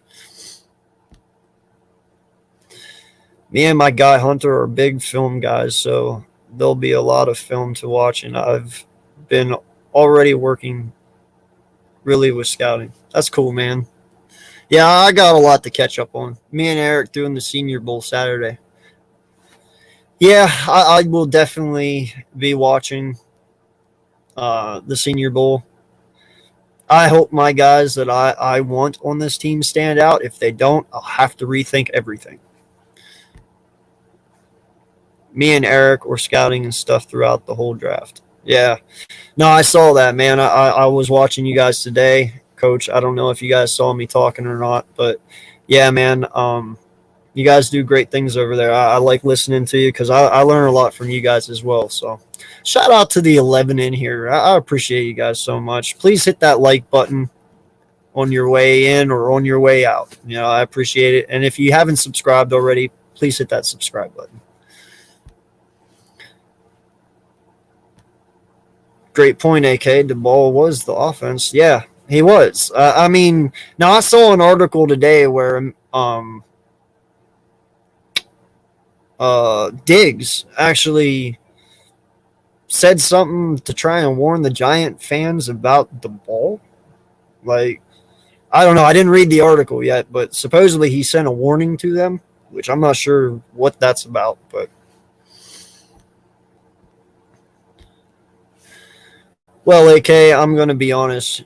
We're not a great team. We're only 2-6 on the season. We bowl 3 games a match, and my season average is probably between 147 and 149, and it's only go up from here. Yeah, man. Like, listen, bowling is not easy, BLSG. Trust me, I know. It's not easy. You know, just to get to a 280, I had to bowl for about a year straight on the weekends, every weekend, just to get there. It is not easy. You know, bowling is definitely one of those things where your release, your stance, all that matter. It really does. I've been blessed. I have a lot of good bowlers in my family, so it kind of became natural to me. But I never did anything with it. I've always kind of wanted to get into like a league, a weekend league, but I never did. And when it comes to me bowling, if we're not a great team, all that matters for me is improvement. Yeah, man. You know, that's all you should want. You know, if you see your average going up each and every week, you're improving. You know, but you got to work on it. You can't stop. So, you know what? I'm going to drop the link. I'm going to bring people in who want to come in one at a time. And we're just going to talk some Eagles talk. You know, we're going to talk about this team where it sits right now, who we let go of, and you know, who you guys want to bring in. But I want to get individual thoughts. I want to hear everyone's opinion. And, you know, let's get down to this, man. It's going to be fun. But, you know, we did Derek Barnett, and we did Rodney Macleod. How do you guys feel about Anthony Harris? You know, he hasn't been bad, but you know he could have been better, I guess you could say. Do you think you would want him to come back 1 year? You know, I mean, he is a free agent this year. We could re-sign him if we want, but you know, do you guys think he deserves it? Do you think he deserves 1 more year to prove it? You know, like. Let's talk about that. You know, he's a hard hitter. You know, he definitely he definitely can lay some people out. You know, but I don't know. You know, how do you guys feel about Anthony Harris? The most important thing, BLSG, is have fun. Exactly. Wow, I love bowling, but don't go much. I also like to play it in video game. I had it on the Atari 2600 in the early 80s. Yeah, I had an Atari, but I didn't have bowling. But dude, I had Wii bowling on the Wii, and I was good at that. I used to go to the bars like when I was 21. I think the Wii dropped. We used to go to the bars, and the bar that I went to would have Wii bowling tournaments on the weekends. So you'd have a bunch of drunk people sitting there trying to bowl, messing up. I was the smart one. I didn't drink till after the bowl tournament was over, so I always got to win a lot of them. But once you find your sweet spot on Wii bowling, you can pretty much bowl a perfect game. So, yeah, that's true, Vic. But yeah, to me, it all depends on Anthony Harris, on who we can get in free agency. And we'll go through that list here in a little while. Anthony Harris, to me, isn't a bad option. You could have worse, but, what's up, Slay? How you doing, man? What up, bro? How you doing? Okay, check your Twitter DM. It's a picture of what my score was on Thursday. All right, buddy. No doubt. So let's run through this list real quick, Slay. I want to ask you, Rodney Macleod. How do you feel about Rodney Macleod, and do you want to bring him back for 1 year or what? I mean, personally, I would bring him back just because I feel like we're gonna take another safety. I feel like we're gonna try to take a free safety and a strong safety. Of course, I'm big on my guy Smoke Monday. Yes. I want him in the third or fourth round, and of course I'm gonna be biased because I'm an Auburn fan. But I mean, personally, dog, I think he can be your strong safety, and since Rodney Mcleod is your free safety, you have to get another guy like maybe sign from Georgia. Mm-hmm. And that dude's a hard hitter too. So you can get another free safety just to mentor, and you already have that with Rodney Mcleod. And then you get another year of veteranship and leadership with Rodney Mcleod. So I personally think we should keep him, but just based off the mindset of the organization and just the front office alone, I would personally say they want dogs, and this entire fan base wants dogs. Yeah. We all want dogs. We just want some nastiness. We don't care if you don't like the player. We don't care if we like the player or not. If he could play football and he could play it well, then that's what we want. And, Rodney Mcleod is getting old, so let's see what happens. Well, so what would you be okay? Say they let Rodney Macleod walk, but they sign Anthony Harris for the veteran part for 1 year. Would you be okay with that, or do you not like Anthony Harris?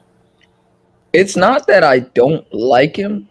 I just don't think he – I mean, I want to say he doesn't fit what we're doing. It's just that I don't think we should keep him just based off the fact that, of course he's a hard hitter, right? We all know that.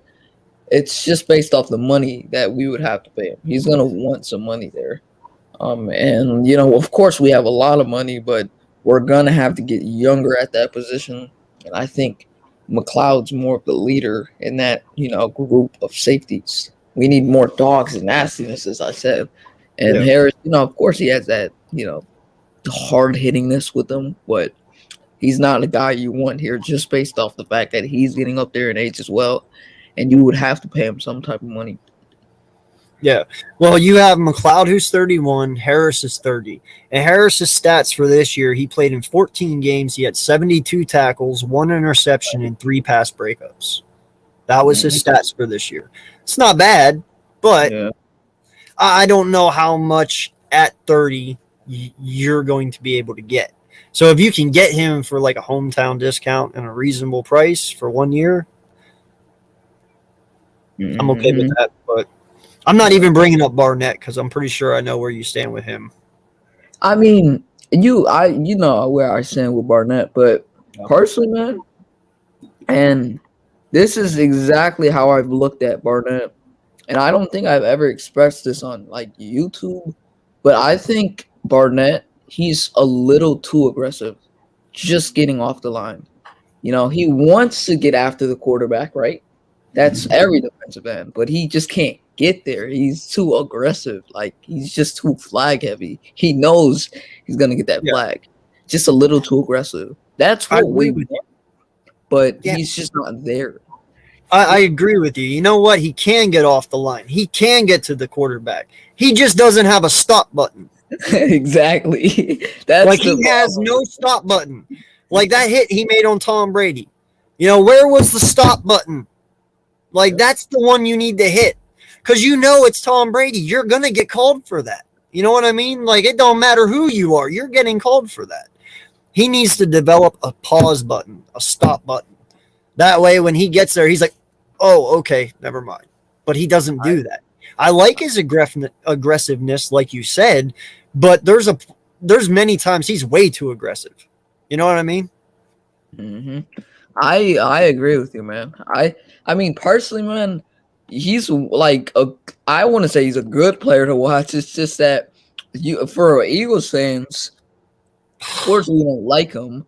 It's just that he like sometimes he makes good decisions and he doesn't make good decisions. He contributes in some areas. It's just that he's not like fully there. It's not like he's out of his mind state. It's just that he needs someone to calm him down once he's playing football because he's just a little too like reckless with it. If you get what I'm saying, he's just a little too reckless. He wants to get after it. He's just not there. Like he's just, as you said, he needs that stop line.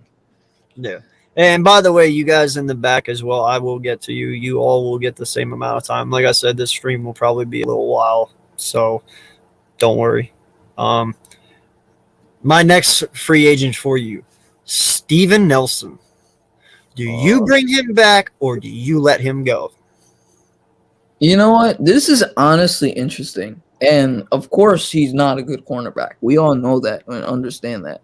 But he actually brings something to the table in terms of just being a guy that you could put opposite of Slay and not having to rely on him as much. You know, he definitely gives up big plays, but that's something you could develop with your younger guys in terms of taking forwards and leaps into the future so they could take a spot. And then someone takes Void's spot for Slay. So personally, man, I think Steven Nelson should not be back on this team. Of course, he's going to want some money on another team. He's going to want to contend. Of course, we probably will make the playoffs this year, but I just think Steven Nelson does not fit what we're looking for. He might be good, like a solid opposite of Slay, but not the right corner like we want in the system. You know, I agree with you, but the only reason that I would hold off on bringing him back right away is because, well, not just what Vic said. You do have Gowan, you do have McPherson, you do have Vincent. 3 great prospects, you know, that we have sitting behind Nelson. I must say, you know, a lot of people have a lot of faith in Gowan. A lot of people have faith in McPherson. I'm still learning about Vincent, so can't say really much about him yet. But the one I'm intrigued on, and I don't know how they're going to do it, but why I say hold off is what happens if Green Bay can't extend Alexander and he gets the ball? I'm not signing Nelson over him. You know what I'm saying? Like you have Davis from Tampa Bay. He's 25. I'm not signing Nelson over him. You know what I'm saying? Like there are people out there that you're going to be able to get. It's just we don't know who it's going to be yet. You know what I'm saying? Because we don't know who's going to get franchise tagged, who can afford to franchise tag these guys. You know, I'm pretty sure Lattimore is leaving New Orleans because they can't afford anyone. That team's going to be completely dismantled. You know what I mean? So there is a lot more better prospects out there in free agency and even in the draft this year. Like Booth and Sauce, I would probably take over Nelson just to let them develop. That's not even a question, of course. You know, so that's what I'm saying. I wouldn't be so inclined to just stamp it yet. You know what I'm saying? Like, I don't think Nelson, because of how he did perform this year, he's going to be that doted on. You know what I mean? Like, teams will look at him, but I think he'll be able to sit for a little bit, which gives us time. Mm-hmm. I'm sorry. Motorcycle passed by and everything. I I know didn't you. even hear it, man. But yeah, I agree with you. Steven Nelson, dog. I mean, it's not like the guy played like tremendously bad. Like, What's up, Midwest? what's his name? Like a couple corners that we've had, like Nandi Asamoah, he didn't live up to potential. It's not like terrible. It's just the fact that we need just more of a dog type of corner, like at the CB2, and we need someone to fill the void for Slay when he leaves. Like we're looking for talent for the future. We can't just rely on you for just 1 year and then you're gone. Like that's not what we're looking for. We need someone we can rely on and fill a void when our number one corner leaves. Yeah, no, I feel you, bro. And also, not like the next guy up, Ryan Kerrigan's gone. Like no ifs, ands, and buts, gone. Yeah. So I'm not even spending any more time on that one because he's just gone. Yep, that's not even a question. I'll take Lattimore for the right price. Yeah, no lie, man. Lattimore for the right price, not bad. I agree. Alexander, easily. Up, it's just that. What up, my guy, Scott? It's just that I don't know how much money my guy is gonna want. Like, dude, I love that guy. He's definitely bro. That dude's top 2. That dude honestly is a top 2 corner. He's right behind Jalen Ramsey. I think he's definitely up there. Xavier Howard, he proved that he was better than Xavier Howard this year. Not just this year, but the years before that as well. He proved that he was better than him as well. He's proven that he's been better than a lot of good cornerbacks in this league. Lattimore, yes, because that's another good cornerback. I guess you would say in the top 10, even though he gives up plays here and there. But, he's not going to give up that much, like, big plays. No. So I wouldn't mind him as well. And then we have Hassan Ridgeway. And in all honesty, man, we didn't really see that much out of him this year. He's taken up a roster spot at this point. So I got to let him walk. He did do good for us here and there, but he's just taken up a spot at this point. Do you agree with that? Yeah, I agree. He's taken up a spot. I think I still feel like he can fill a depth piece. I don't think he's anything like legitimately special, like Aaron Donald, of course, but the dude still has something there. We traded a 4th round pick for him. That's some type of value. So it's not like he's terrible. It's just that we don't, we need better players. Like we need Jordan Davis. Like we need some nastiness. Yeah, exactly. This is an interesting one. And by the way, I'm going to go through this list and then I'm going to bring the next person on. Stay in the back because we're going to come in and out. You know what I mean? Yeah, I got you. How about Jordan Howard? How do you feel about Jordan Howard and what do you want to do with him? All right. So there's 2 sides to this. There's 2 sides to how you can look at this. The first side is you could say Jordan Howard's dealt with the injuries and stuff, but you can also say Jordan Howard, of course, like this dude is a monster when he's out on that field. Even when the injuries are bugging him, he still plays really well. He had the stingers as well. So there is 2 sides to this with Jordan Howard, the injuries. But when he plays and he plays well, we thank him because he's a good player. When he plays on that field, he provides something, he contributes. Now, he does need to stay more healthy. This running back core is not the most healthiest. Our 2 best running backs were banged up for most of the season.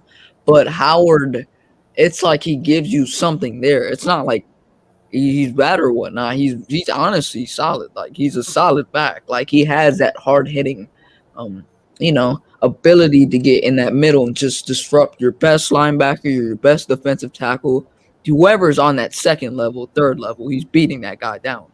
That's what you want. Now, we could get a guy like him or plays like him in the later rounds. I will say that, but I'm keeping him. Vic brings up a good point here. Rasul Douglas is a free agent. You trying to sign him back?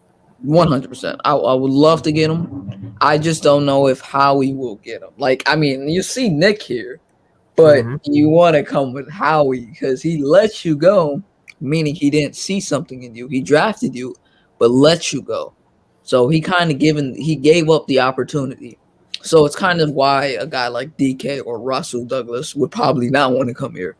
But Douglas, if he thinks Nick Sirianni can work with him, if Jonathan Gannon stays for another year, that's a defensive backs coach type guy. He can work with him, then you have something there. Yeah. No lie. We'll get to that one, Vic. Don't worry, man. We'll get to that one. Trust me. Leonard Fournette is definitely on my radar as well. I'll be backstage. Appreciate you for having me, my guy. No problem, man. So add the other guy. I want to hear the other opinions. No problem, man. Appreciate you. I'll bring you back on. Gotcha. What's up, BLSG? How you doing, man? What's good, AK? I'm doing good. How about yourself, my guy? Can't complain. It's Monday, Another week. Yeah. So I want to get your opinion on these guys. I just asked him because we all have opinions, and I want to hear everyone's. So we don't get to do the one-on-one enough on this show, so we're going to do it. Hey, it's all good with me, AK. It's all good. So how do you feel about Rodney Macleod? Rodney Macleod, I mean, in terms of him, I mean, he's getting up there in age. I'm not going to lie. He wasn't the same Rodney Macleod as he was back when we won the Super Bowl, or when we even made the playoffs in 2018 or 2019. But, I mean, at the end of the day, I mean, I'm not sure if Rodney Macleod can take another year or even has the same abilities anymore, but he's getting up there in age. I'm not sure if I would try to re-sign him or not, but I feel like the only way you would re-sign him is mainly because of depth reasons, and if you want to start him again, because he's also a veteran, does have that experience, but I'm not sure if he will take another year with the Eagles. Yeah, I mean there are worse routes we could take, but you're right. I mean, he is 31. He's coming off of that ACL injury. I wouldn't go. I will go as far to saying probably his best days are behind him. But all depends on what we can get in free agency and stuff like that. I do feel you need a veteran presence in the backfield there. In the secondary, but who's it going to be? Should I even ask you about Derek Barnett? Derek Barnett needs to go. Right. That is not even a question that you even need to ask with barely any explanation whatsoever. Yeah. Listen, you know how I feel about Derek Barnett. I'm done. I'm good. I feel like we don't need to really talk about him that much. Next. Yeah, I'm good. He can move on. Anthony Harris. How do you feel about Anthony Harris? He hasn't done bad for us this year. Like I said, he had 72 tackles, 1 interception, 3 pass breakups. But, we can do better, obviously, I feel. How do you feel about it? I kind of feel it about the same situation as Rodney Macleod. I mean, he's getting up there in age. He hasn't had his best year, honestly. He had 72 tackles, like you said. He had 1 interception, and then what was the other stat? 3 pass breakups. 3 pass breakups, yeah. I mean, it's the same situation with Rodney Macleod. I mean, it's a 50-50 shot with Anthony Harris, in my opinion. Do you really keep him for depth, or do you let him go and move on, and do you get another safety in free agency or the draft? I think you honestly, it's a 50-50 shot, in my opinion. If you want him for depth, go ahead, but if you want to move on, go ahead as well. Yeah, no, I agree with you, man. Harris is kind of up and down for me. I don't mind him being there. Like I said earlier, He can hit hard, but you're right. His age is pretty much the issue there for me as well. I want our team to get younger, not get older. So, and then I'm gonna ask you, Steven Nelson. I don't particularly like the guy that much. He gave up way too many plays for me and my liking. But there is some people out there who, it could be a lot worse. So how do you feel about Steven Nelson? And are you willing to bring him back, or are we handing it over to the young guns at this point? I'll definitely agree with you on the part where you said that he gave up too many big plays down the field, and he definitely did. I'm not going to lie. And if you're going to definitely be a very good cornerback and definitely have some good depth and definitely be a good corner like Darius Slay, for instance, if you're going to be that, you got to be better than that, Steve Nelson, and that's why I think that Steve Nelson goes. I mean, I thought he didn't do horrible, but I thought he didn't do great is what we basically are trying to get out for our thoughts on Steve Nelson, because I mean he's still an all right corner. He's not great, but he's not horrible. He's one of those guys where you can put right in the middle. But the thing is, though, he gave up way too many big plays, like you said before, and if we want a successful franchise, that honestly cannot happen. So I say that Steve Nelson goes, and I say Steve Nelson's a one and done. Yeah. Obviously, Ryan Kerrigan's off this freaking team. We don't need to discuss Kerrigan. He's gone. See ya. Yeah, 1.5 sacks, and you get your 1.5 sacks in the playoff game. I'm good, man. WTF. Hassan Ridgeway. Yeah. Hassan Ridgeway. Like I said, he's been productive for us, but he really takes up a roster spot at this point. So I'm letting him walk. He is 27 years old. We're not getting any younger at the defensive tackle position. We do have, like I said, if we go out and we get Jordan Davis or someone like that, Ridgeway's never going to see the field. So at this point in his career and what he's done in the roster spots that we need, I'm willing to let Ridgeway walk. How about you? Yeah, I definitely agree with you. I would also have Hassan Ridgeway walk as well. I mean, again, he wasn't really that productive for us last year, but in years like 2018, 2019, going the same with Rodney Macleod, that's when he was really productive. He really wasn't productive in 2021, I'm not going to lie. So I honestly could see Hassan Ridgeway walking as well, and I really think he honestly does that and moves on to another team. Well, Richie, Zach McPherson, Tay Gowan, where do they fit next year? I pray to God they're battling for that CB2 spot. We drafted them to be corners for us, right? So I expect them to do that. I hope it goes to Tay. Tay's my favorite out of those three or those two. No. Well, out of Vincent as well. Out of those three, McPherson, Gowan, and Vincent. Terry Vincent Jr. Gowan's my favorite. If I had to choose one, he's tall, physical, he's fast. He needs a little bit more development, but the kid's a stud, I think. How about Gerald Avery, man? How do you feel about Gerald Avery? You mean Jannard Avery? Jannard Avery, you mean? Yeah, sorry. Jannard Avery.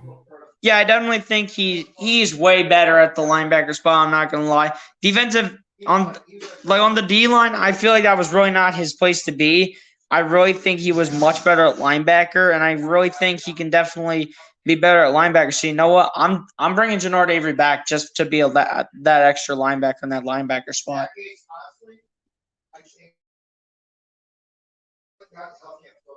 I can't hear you, AK. I think you might be muted. I was. Thank you. Yeah, you're good. I'm with you. I don't feel Avery was that bad this year. This year we moved him back to his natural position at linebacker, at the Sam linebacker position. And he seemed to thrive a little bit. He had his best year with us this year. I don't know though if he did enough to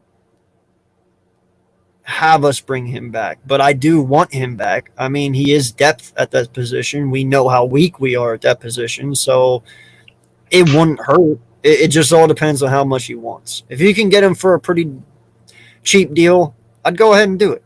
I really would. And then last but not least on this list, Jordan Howard.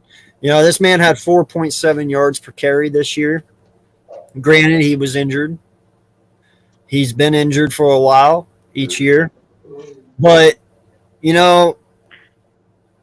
is 27. So he's not that old. Do you bring him back or are you letting him walk? Honestly, I could see him coming back too. I mean, like you said before, Jordan Howard, he's not that old, man. It's not like he's going to get injured every single year, even though he's had the injury history with the stingers and all the other injuries. He's had the injury history, but like you said before, he's really not that old. So honestly, if I had to go right now, I'd say I'd bring him back also because he was good for us last year.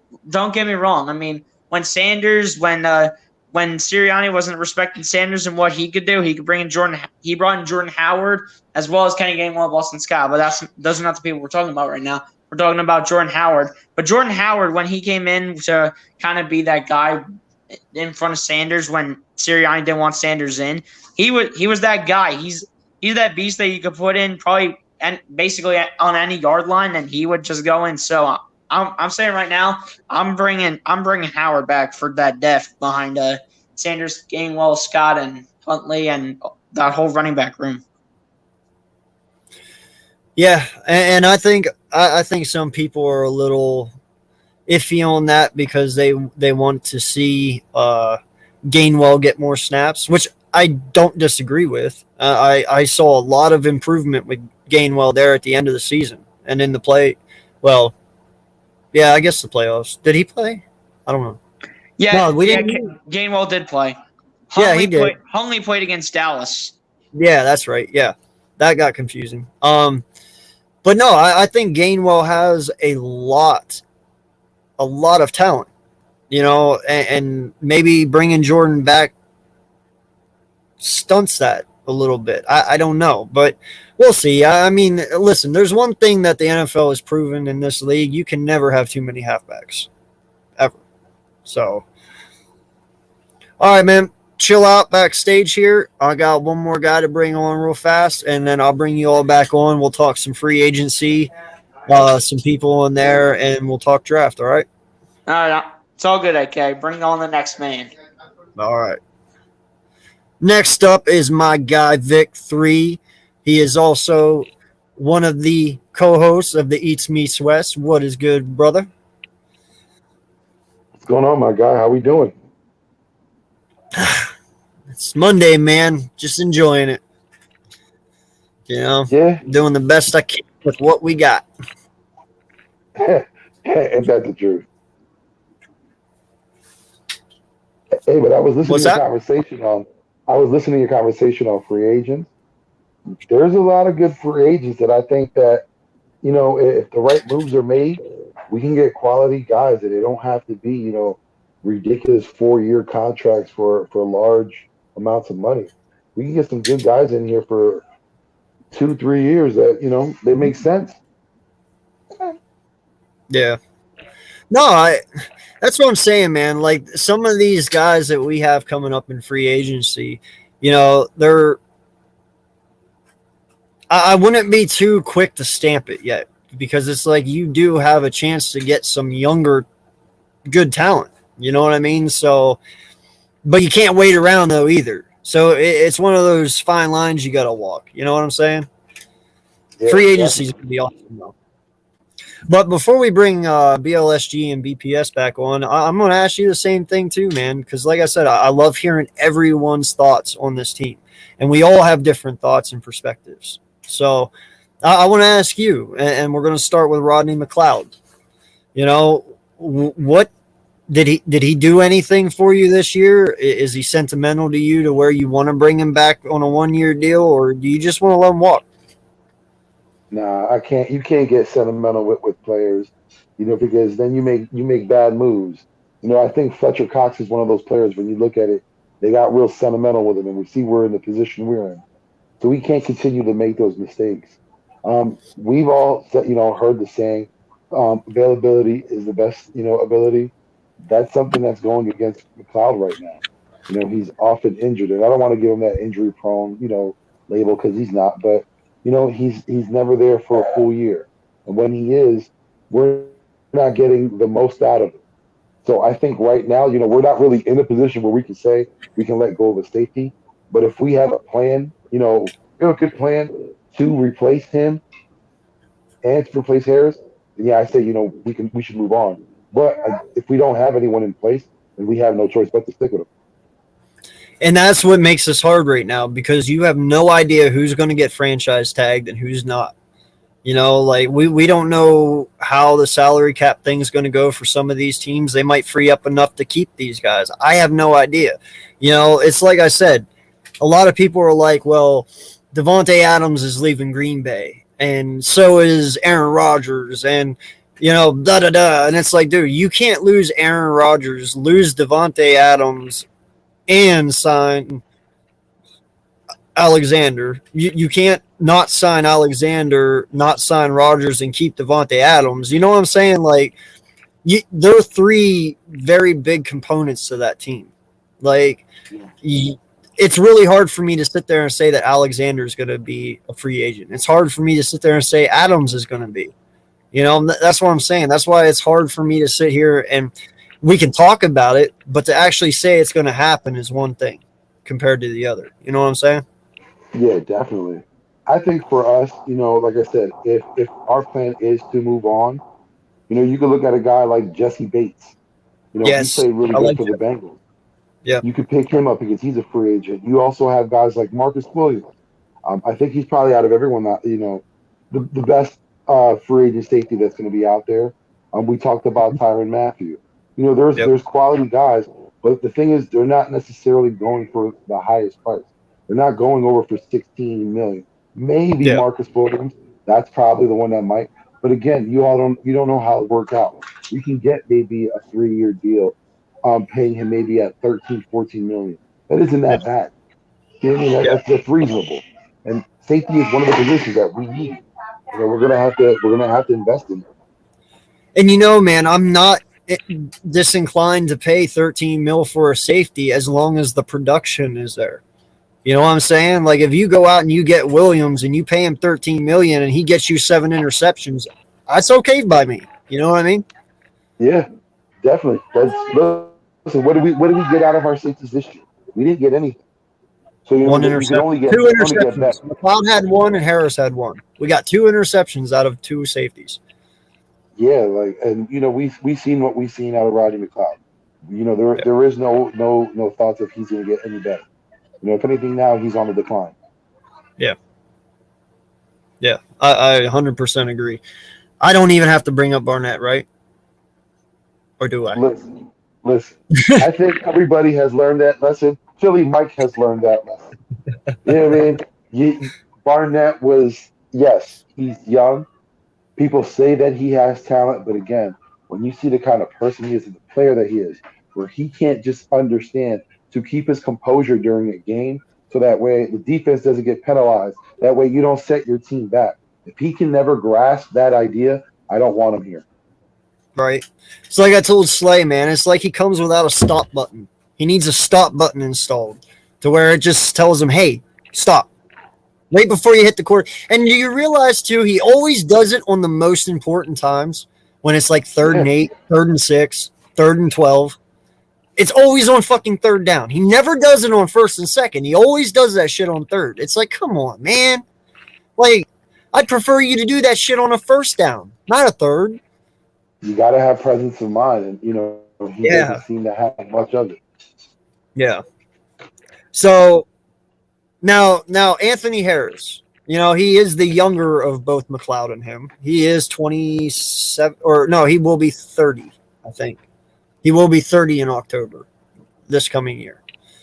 What do you think about Harris? Would you consider taking Harris as the veteran leadership on this team and sign him over McLeod, or do you let Harris walk as well at this point? Well, like I said before, we're not in that position. If the price is right, yeah, if he wants to come in for another 1-year deal, yeah, just to have that veteran leadership, just to have someone who's familiar with the defense on the team, familiar with the team. yeah, you might want to keep him around. But like I said, if you have a plan where you know you want to get a free agent and you're going to bring in someone from the draft, and that's what we're going to go with, then get rid of both of them. But if you feel like, yeah, you might want to keep Harris because, there was some solid plays that he made, some smart plays that he made. So, that benefits us. I think he plays the game a little smarter than McLeod does. But I wouldn't mind, not resigning. It all depends on what the plan is. This past October, my bad. Yeah, I'm not attached. I'm not attached at all. Yeah. So say you were down to it, and you had to bring one back out of Harris and McLeod, which one would it be for you? I'll bring back Harris. I'm bringing back Harris. Harris? Okay. Yeah. Just because he's just 1 year younger, or is there other reasons? Well, no, like I said, the availability, he's there. Like I said, this year he's made some smart plays. He's getting adjusted to a new defense. I understand, he's been here long enough now, but going into next season, I think he's going to have a better grasp of the defense. So you would expect better play out of him. Yeah. And that's very reasonable, man. I must say you're not wrong about that. And yeah, I get it. I think he missed 3 games this year from that hand injury, but other than that, he played all the time. Yeah. So like I said, he was in there in certain plays, in big plays. You would see him come up. Not often, not all the time, but there were some times where he made some smart heads-up plays. Yeah. Steven Nelson, man. Let's talk about him a little bit. He isn't the worst, but he isn't the best. How do you feel about him? And are you bringing him back this season? No, I'm not. I'm focusing on Casey Hayward Jr. I'm focusing on people like Carlton Davis. If he doesn't get re-signed, Darius Williams, my options are open. I'm not looking to Steven Nelson this year. If BG, number 55, is not on the field, Rodney Macleod is the leader of the team. I get it, Richie. He is the leader, but it's time that these young guys start stepping up and become leaders. Because let's face it, man, Rodney and BG are not going to be around forever. They're not. So I want to see these young kids step up and start being the leaders of this football team. Like Epps, okay? He showed me a lot this year. I won't lie. I actually really like Marcus Epps. Maybe it's time Epps takes that role. Maybe he needs to start stepping up and speaking up a little bit. Epps is a very hard hitter. He can hit the hell out of somebody, sometimes too freaking hard. I won't lie. But he doesn't have the vocal part because that's McLeod. Maybe he needs to have that put on him. What do you think, Vic? No, I think when it comes to leaders on the defense, you still got Fletcher Cox and you got Darius Slay. We all know Darius Slay is a vocal guy. You know what I mean? He's been on the team long enough where you could look at him as a veteran. And, he's a guy that younger players can look up to. And like I said, he's more than willing to be vocal. So I think, though, between Cox and Slay, both of them could be the leaders to step up next season. I'm probably going to get strangled to death for saying this, but I don't think Cox is going to be here next year. I thought about it, but when you look at the contract and how everything's set up, it looks like he will be here for another year. Listen, we all know, again, it's not that I have a disdain for it. When I see production going down, it's time to move on. And for the past 3 seasons, that's all you've seen out of Fletcher Cox. His production has been going down. But we're in a situation we are with his contract, so I feel like this year we're going to have to keep him around. You can rework it, man. Don't think you can't. You can't, but I think they just did it, what was it, 2 months ago? Did they? It's all dependent Not on 2 months ago. They did it at the beginning of the year, didn't they? I thought it was almost in the middle of the season. I can't remember. I don't even know that. It's been a long freaking season, man. I can't remember everything. That extra week made a difference. Yeah. But listen, if we move on from Cox, though, bro, listen, my heart will be broken. I will miss him, but I'm not going to be upset. Because, listen, I'm not paying a guy $20 million for 2 fucking sacks. It's not happening. I'm not doing it. You could tie my hands behind my back and punch me in the face over and over. I still won't say it. You know what I'm saying? Like, that is ridiculous. $20 million for 2 sacks. That's what we paid for. No, I'm good. That's egregious. Hey, shout out to Fletcher for getting that great deal. But again, it's not working for us. It hasn't worked for us for a while. That's why we keep on restructuring. No. Yeah, I'm not even bringing up Kerrigan. He's already gone. How about Hassan Ridgeway? Yeah. Ridgeway's gone too. You got a clean house. You got Sweat. We know Barnett. He shouldn't be here. We'll see what happens with him. But the defensive ends, we're going to need a rotation. We're going to need to get some new blood in there. What we have now isn't working. Hey, Richie makes a valid point here. Can Mike Zimmerman find more in Harris than JG? What if Zimmerman brings Barr with him and want to Wilson? Of course, because Harris has that comfortability with Zimmerman. Also, he's been in his defense for so long. So it's like putting on a glove. It's yours. You know how it feels. You know how it works. You're gonna go off with it. But yeah, I think that would be great. I haven't kept it a secret. I hope Mike Zimmerman is available. I hope we have an availability on the defensive coaching staff for him to come over, because I really hope Gannon's out of here. I really do. I don't think he can develop players. I just don't know if he's going to or not, man. Like, our only hope is the Houston Texans, to be honest. When you think about it, the choices, it's Jonathan Gannon or Josh McCown. Like, it's not that hard of a choice. Those are the only two guys. I really hope that Houston doesn't mess this up. For us. But in all honesty, they probably would go Josh McGowan. I ain't going to lie. Because remember, he was with the Houston Texans for a little bit. Let me ask you a question. I really like him. Yeah. Would you be opposed to going after a free agent? For DT? For defensive line, because you got Akeem Hicks. No, I told you I'm drafting Jordan fucking Davis. I ain't taking no free agent at DT. I'm drafting Jordan Davis. Well, that's if. That's if he lands, what I'm saying. I get that, but I get that, but I mean, if you sign a DT, Jordan Davis is off the books. You know what I'm saying? Like, it ain't gonna happen. So I don't know. I mean, Jordan Davis could truly fall to 15 or 16. I ain't gonna lie, he truly could. But you're right. I mean, if his pro day goes crazy good, he'll probably go very early. But that remains to be seen. It's like I said, I'm not expecting crazy ass sacks out of Jordan Davis. I wouldn't. If this dude comes out and has 12 sacks in 1 year, my mind will be blown. Okay, it will be. I want Jordan Davis on the line, like part.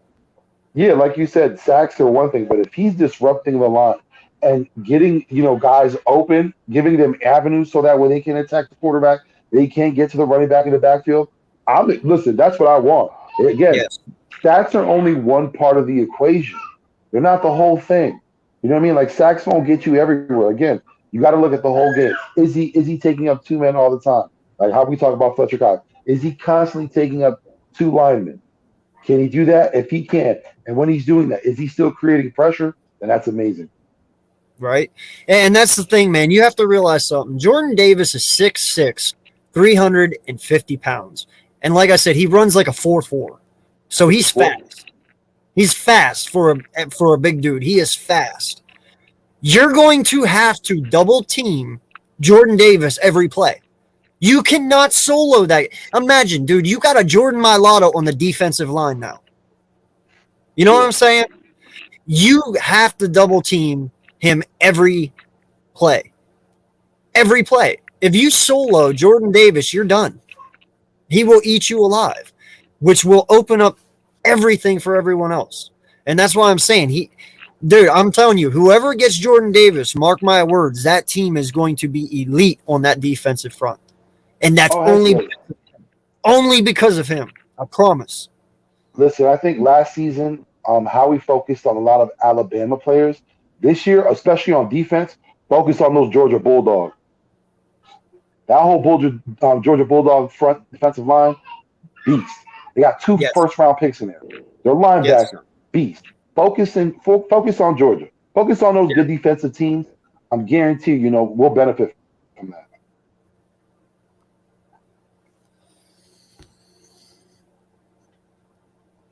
like Fangio for like the kind of person he is.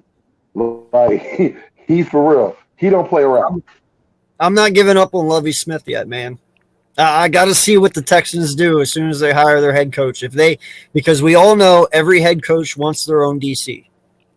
Yeah, but I honestly think the Texans will want to keep Lovie. Huh? I think the Texans will want to keep Lovie, just like the Giants did with If they don't though, is what I'm saying. If they let him walk, I'm picking that phone up and I'm calling Lovie Smith, man. He would completely change this defense. I'm not even playing. You want a Jim Johnson defense. You want a defense like the early 2000s with Dawkins and all them, where they just light you up and knock your teeth out. Then you want Lovie Smith. You know what I'm saying? I feel like Zimmer's that guy that can do it. Zimmer's that Jim Johnson. Well, Zimmer can do it too. I just really like Lovie Smith. I really like his play style. I really like his calling, all that. And he gets respect. And he would and I get not just that. I know Fangio and them would do it too, and Zimmer, but he's a veteran head coach. He's been in the league for a long time. He can truly help Nick Sirianni develop as a head coach. You know what I mean? So and you can't go like a WWE freaking wrestler. Right? I really hope that the Bengals don't re-sign Bates. Unfortunately, I don't see Jesse Bates walking away from Cincy, man. Especially if they win that Super Bowl. I don't think the Bengals would re-sign it because that's one thing about the Bengals. They're tight with the wallet. They're extremely tight with the wallet. Remember, he's going to be a Super Bowl. He has a Super Bowl appearance under his belt now. If they're winners, that price tag goes up. It's going to be out of the reach of Cincinnati. Yeah, but I mean, other than Bates, though, who do they really truly have to sign? I mean, Jamar Chase is a rookie. Higgins is still on his rookie deal. Boyd, I believe, is already paid, or he's still on his rookie deal. Mixon's paid. Like they got to save some money for Joe Burrow. That's what they're saving money for. That's 3 years from now. That's 3 years, though. In 2 years, they're going to have to talk about contract. If he wins the Super Bowl, he's going to go into next year talking about the next season. We're going to need to talk about a contract. Year 4, you're going to have to talk about a contract. I understand that, bro, but do you realize we are like an example of paying quarterbacks too early? Like everybody saw what happened with the whole Wentz thing. They don't want to be on our boat anymore. No, they should learn from our mistake. You know what I'm saying? So I don't think anyone's going to truly sign a quarterback 3 years before they're ready to. You know, like if I was them, man, let Burrow play on his rookie contract because one, that's more you can build around Burrow. You know what I mean? Like let him play his 5 years. Hell, if you're that good, man, you can get 2-3 Super Bowls out of this kid before you even have to pay him. You know what I mean? Well, you have Boyd coming up. You're going to have Higgins after next season. Contract's up. If Jamar Chase wins the Super Bowl, we're in year 3. We're going to be talking about, like, contracts are going to come up, so they're going to need to save money. They need to save money now for the future because it's going to hit them hard in 2 to 3 seasons. It's going to hit them hard. Either they're going to want to keep that team together or they're going to want to disband because that defense, you're talking about Trey Hendrickson. He's a beast going into season 3. He's going to look for a deal. Cincinnati needs to save now, so I don't know if signing Bates at this moment, unless it's very team-friendly, and I don't see that happening. I don't know if they can keep him. Yeah, but I think if you let him go, though, too, you're hurting that team a lot. Definitely. But that's if you're trying to make a Super Bowl run again next year, you can't afford to lose Jesse Bates. You know what I'm saying? Yeah. But we are talking about a team that still doesn't have an outdoor facility. Yeah, that's true. Hold on, there was a question I saw. Okay, AK, so question. Would you rather Davis for DT or Jobu for the edge?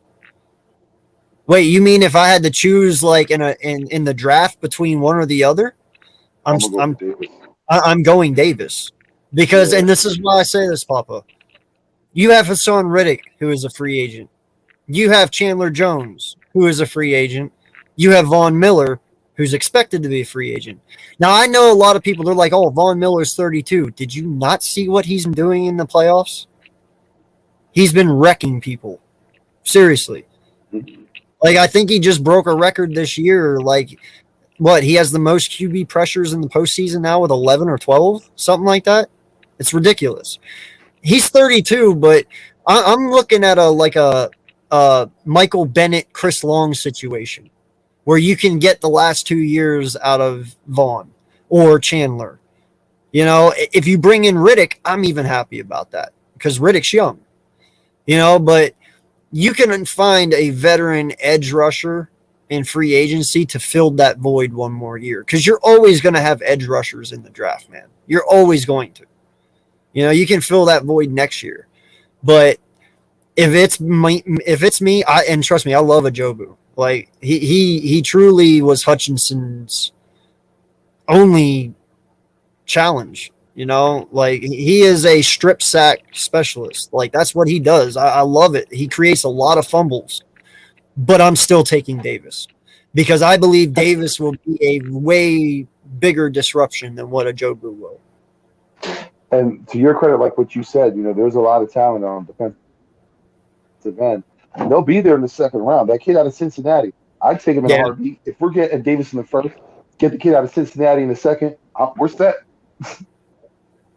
Yeah, no, I agree. The thing is that, you know, every year in, year out, we always have these ideas of who we want to get picked in the draft. It never works out that way. Because, you know, they all have their plans. So, you know, everything we have is just what we want. These are our wish lists.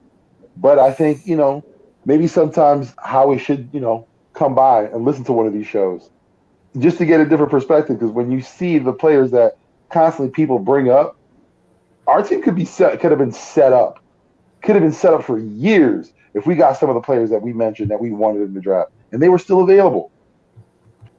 Yeah. But, you know, whatever it is, you know, whatever kind of plan they come up with year in and year out, you know, they stick with it. Yeah, I agree, man. Hold on, I'm gonna bring these guys back on real fast. We'll just do this because no one else is back there. Hold on. Hold up, Vic. Hold up, man. Yeah, what's going on, Vic? What's yeah, no. If Bates is available, that's the guy I'm going for. Hands down, Bates is the guy I'm going for if he comes available. Not like that, for sure. I will throw the bag at Jesse Bates. And you know, what's good, Eric? Man. What's up, man? Bro, what you want? Good, Eric. What's up? How's everybody doing here, man? It was good. Mm-hmm. Doing good. Doing good, man. Just chilling. Y'all excited for this offseason, man? Y'all excited for the offseason? Eagles fans? Yep. Hell yeah, man. Yeah. It's good to see. It's good to hear. I think this is probably going to be one of the best off seasons we have in a while. Oh, tell me about it, bro. I'm in the same boat as you. Well, it's like I said at the beginning, for our team, it's literally going to be like every time you turn around, something's happening. You know what I mean? Like, I'm totally excited. We're going to have situation around the corner.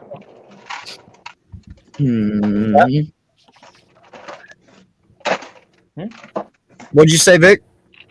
No, I was saying with our cap situation, with the draft around the corner, you got free agency. Hey, that spells a recipe for some good off-season fun. Yeah. No lie. So we're going to go over some free agents now that everyone's in here. You know, I'm going to go through just the ones that maybe and I think will probably become available. And we're going to hit every position here. And I want to hear what you guys think about them. Eric, you can even fill in, man. You're knowledgeable on us, even though you're a Raiders fan. Mm-hmm. So I'm not even bringing up Devontae Adams. We don't know what he's going to do yet. He might go to the Raiders. He might get franchise tagged. I don't fucking know. So how about Teron Armstead from New Orleans, the offensive tackle, 31. We don't need him. I'm moving on because he plays offensive tackle. And we're set there. Unless, obviously, Johnson would retire, which I don't see happening. Not right now. But you do have Chris Godwin and Allen Robinson. Vic, you started off. Which one are you going for? And Do you want them? Either one of them. Well, out of Chris Godwin and Allen Robinson, I'm going to want Allen Robinson 10 out of 10 times. Godwin has some talent, yeah, but again, we're looking at, another injury-prone season. I don't want any players coming off free agency coming off of an injury. I don't want to deal with that. Allen Robinson, I think, would be good for the locker room, good for the wide receiver core. He's still got a lot left. I don't think they were using him right in Chicago. Hell, they didn't use him at all in Chicago. I think, we would benefit a lot from having him on the team. He'd be a solid number 2. Yeah. How about you, BLSG? Godwin or Robinson, and do you want who do you want? Yeah, honestly, man, I'd also take Robinson, and the only reason why is basically just the same as what Vic said. Definitely, Chris Godwin's coming off an injured season where he ended up with an ACL tear, and if he does that in back-to-back seasons, that's not good, and you just waste a veteran wide receiver season right there. And Allen Robinson still has a lot left in the tank, so if I had to pick between those two, I'm going with Robinson. Slay? Yeah, I'm taking Robinson. I just feel like the injury will bug Godwin a lot more. And you already know he has the injuries. I mean, he has the problems with his fumbling issue, and that'll just make it a lot more worse that he has to deal with injuries, knowing he doesn't have the best, with like holding onto the ball. He's not the best with that. But I mean, Robinson, he just fills up all the traits. Big body receiver, can stretch the field, intermediate route, anything you want him to do, he can do. And he can catch the ball when you need it in crucial situations. And that would definitely work. Eric, what you got, man? Who would you go with? Yeah, I mean, looking at it as the Eagles standpoint, I said this about the Eagles. They just need a veteran receiver. A guy like Allen Robinson's an 9-year veteran, I believe.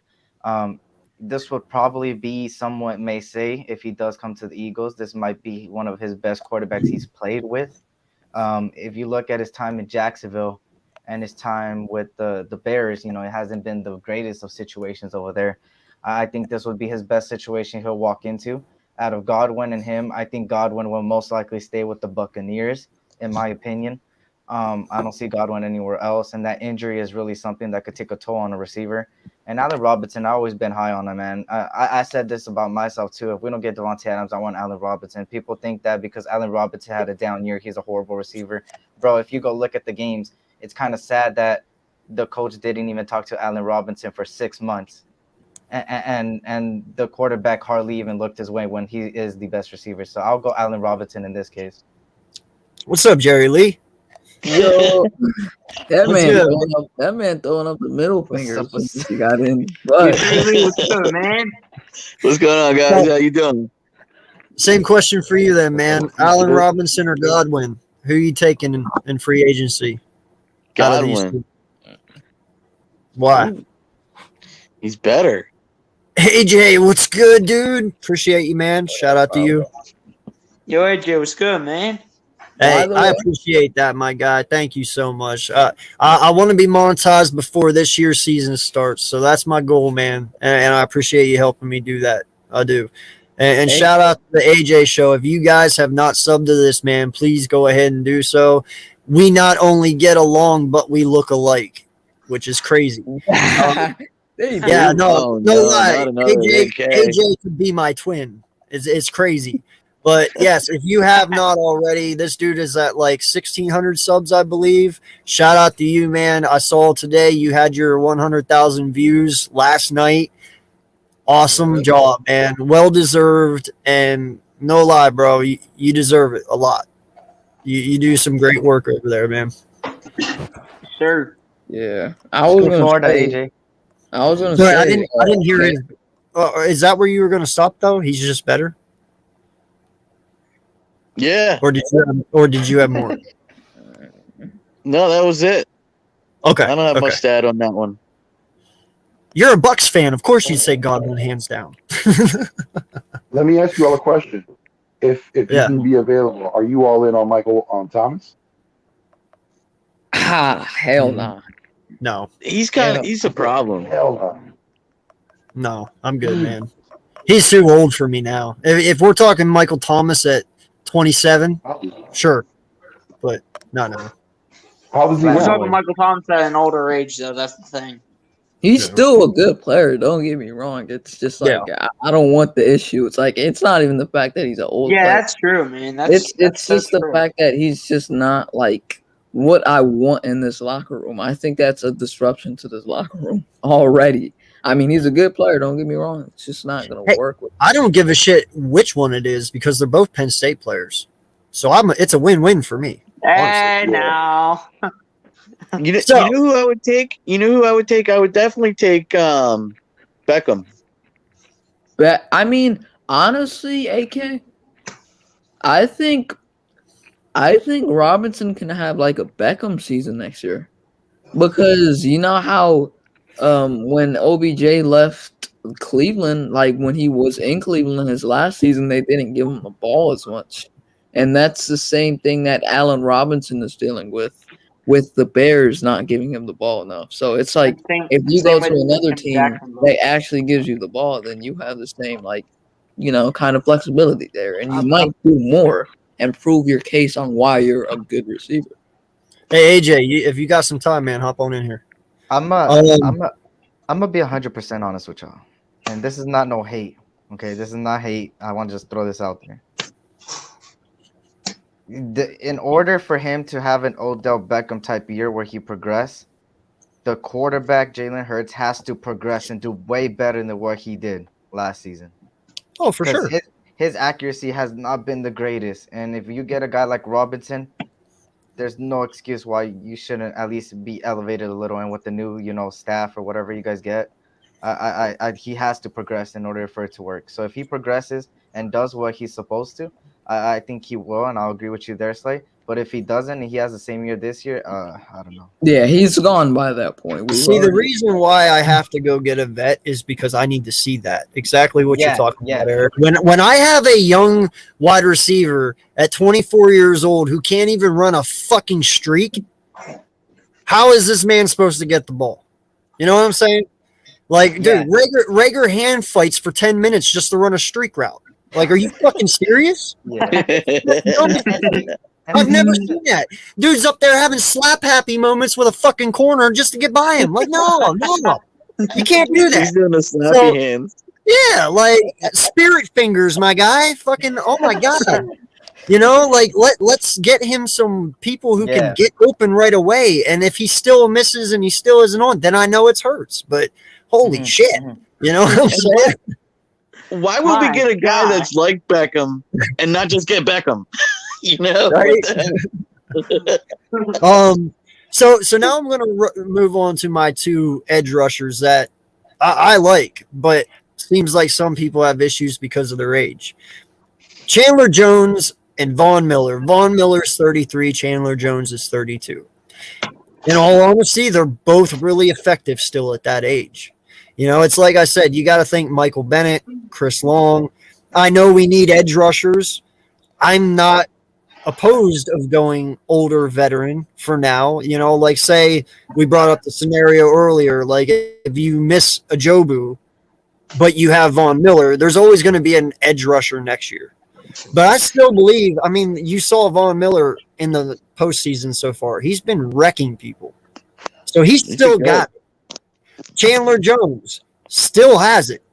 Just because they're older doesn't mean they can't play. So I'm not opposed of going that route. So Vic, are you opposed of any of these two? And if not, who would you take? I like Chandler Jones. He was one of the guys I thought that we should have traded Ertz for. Started off the season with 5 sacks. Had a good, consistent season. I wouldn't mind having him on the team.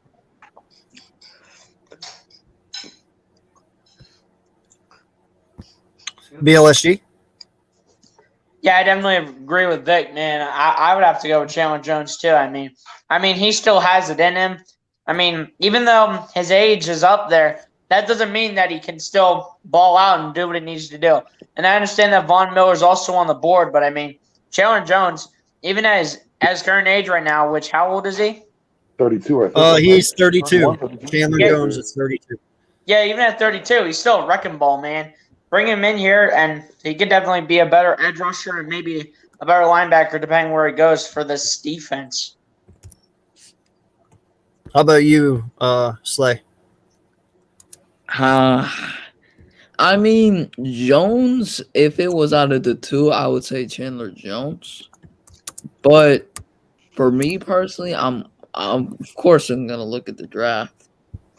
So I mean, if it was for me, I'll go Jones, but because he's just a lot more physical, a lot more dominant. This dude still can play ball, and that's no disrespect towards Von Miller because that dude is a baller. But I just see more with Jones, and he still has it, of course. Same with Von Miller, but Von Miller, of course he's getting up there in age and, the contract and stuff. I'd rather go Jones, but George Karlaftis is the guy that I want in the draft. That is my guy. Would you go after Randy Gregory? Yes, I would definitely do that in a heartbeat.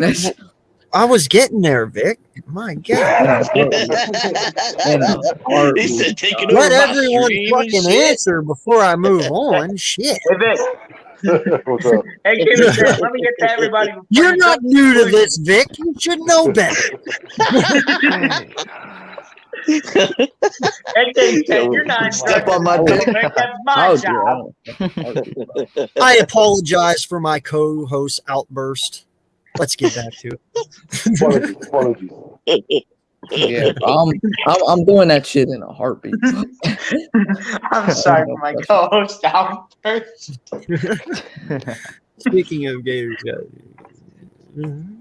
so yeah. CJ Henderson, he meant to say, I think, when Richie said that. So Eric, you as a Raider fan, are you taking either one of those guys? I mean, I don't know if you really need them, but if you did, would you take either one of them? Nope. You're a monster. And it's just because the scheme we're gonna start rocking with. We're going the Patriot way. As much as I hate it, we're going the Patriot way.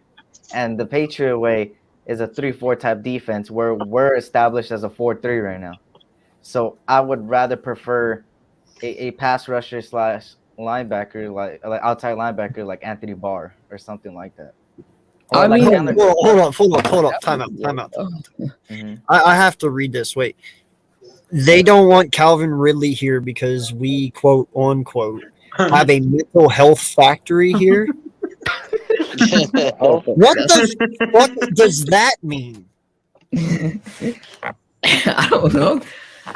What, because of Brooks and Johnson? Oh, I'm sorry that fucking depression's a real fucking thing. Really? What? Gio, why'd you have to do that to me, dog? Why'd you? Hey, did you hear about, what is it, Miss USA 2019? He's like, I got receipts. Wait, okay. Told Gio to get on the show, and then you and him go at it about that situation. I don't even know what to say to that shit. I think what he meant how often these guys bang their fucking heads around? If they don't have some sort of mental issue, they're like gifted from God then. Like almost every NFL team has a mental issue somewhere or another down the line. Well, I want my guys with mental issues. They're more mean and hungry. Right? Well, I think we're one of the teams that, we've had players that came out with mental issues. And we're more accommodating. We're not like Atlanta. You see Atlanta, they don't want nothing to do with Ridley. More to the fact where we're trying to get Johnson help. We're trying to get Brooks help. So I think maybe that's what they mean. But still, I don't care, dude. If they can keep their mental state under control and play football, what the fuck does it matter? We already have a quarterback factory. Why do we need a mental health factory now? Jesus Christ. I've never heard of that in my life. Gio's high. No, he didn't say that. He said an Eagle fan said it to him today. Oh. Yeah. That's just stupid. He must have been like a young kid or something. No, he's getting an Xbox. Ricky. That don't sound like no fucking young kid, bro. I'm just saying. Wait, Richie and Jinx. Look, you're the exception, asshole. Wait, Richie and Jinx, do you guys know each other in real life? Huh? Oh, Jinx, you got suspended. What did you do? What did you do? Must have had something to do with his girlfriends. Dude, that dude is a player, bro. I'm not even gonna lie. No, send me that screenshot, bro. Seriously, send me it. I want to see it. And I'm glad you got receipts. I want to know who said it too. I need to see who said it. So I'm okay with the Chandler Jones or Von Miller. Either one, I'm okay with them. You know, that'll give Brandon Graham somebody to lean on. You know what I mean? Somebody to talk to on his level. Well, and the only reason that I say that is just for veteran leadership and depth. You know, yeah, we're probably going to take an edge rusher. I mean, if Ajobu isn't there at 15 or 16, you can't get him anyway, which I don't think he will be, you know, because he's really freaking good. I like him a lot. But I'd use him, like I said, as a bridge till next year. And I don't think 1 year of Von Miller or Chandler Jones is going to be a bad thing. You know, it's just 1 year. And I think they'll produce. Yeah, it would be like our hope that we had, you know, for Kerrigan. Yeah, but that fucking tanked. And maybe that's why people don't want to do that anymore, because Kerrigan tanked so bad. But you have to remember Michael Bennett and Chris Long. They didn't. They did good for us, you know, so if though, whack though, it is what it is. So now Vic already hit on this one a little bit ago. J.C. Jackson, you know, he is 26 years old from New England. I don't think he's going to go anywhere, but if he does, do you guys want him? I'll take it. Yeah, definitely. I would be interested in J.C. Jackson.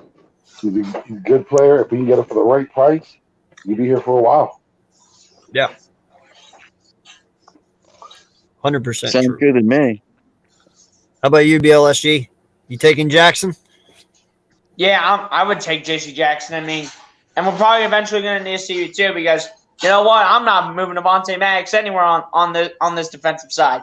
Letting him play that slot, man.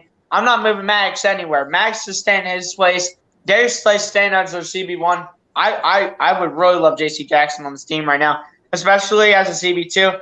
And by the way, he would be much better than Steven Nelson than what he was last year. Yeah. How about you, Slay? Exactly who? Dog. I'm playing my bad. Seriously? Say it again. J.C. Jackson. Oh, okay. J.C. Jackson, yes, of course I would do that. That's not even a question. If he's there, you give him the money. I mean, you have a shitload of money. Let's be real. This team has a ton of money this year. This is one of our biggest off seasons, as Vic said earlier.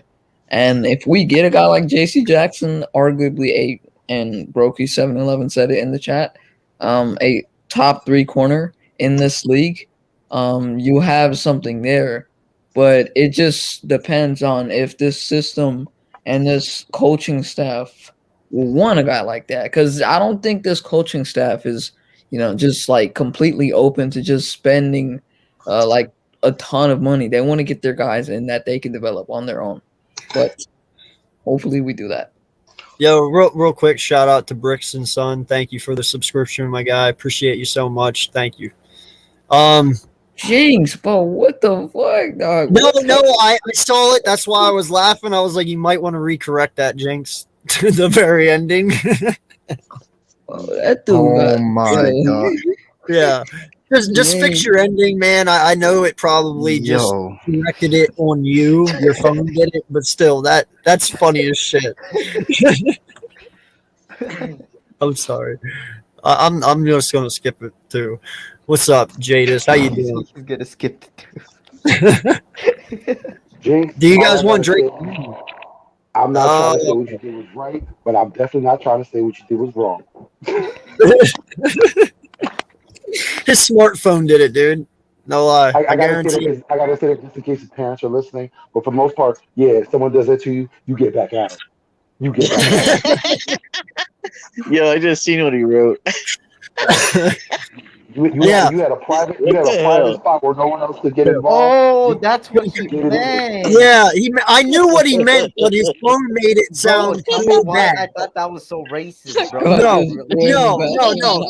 I knew exactly what he meant. That's why I said his smartphone fucked up. His smartphone's not very smart because he changed it. And I knew exactly he meant what this says, not what the other thing. No, he definitely meant what it said.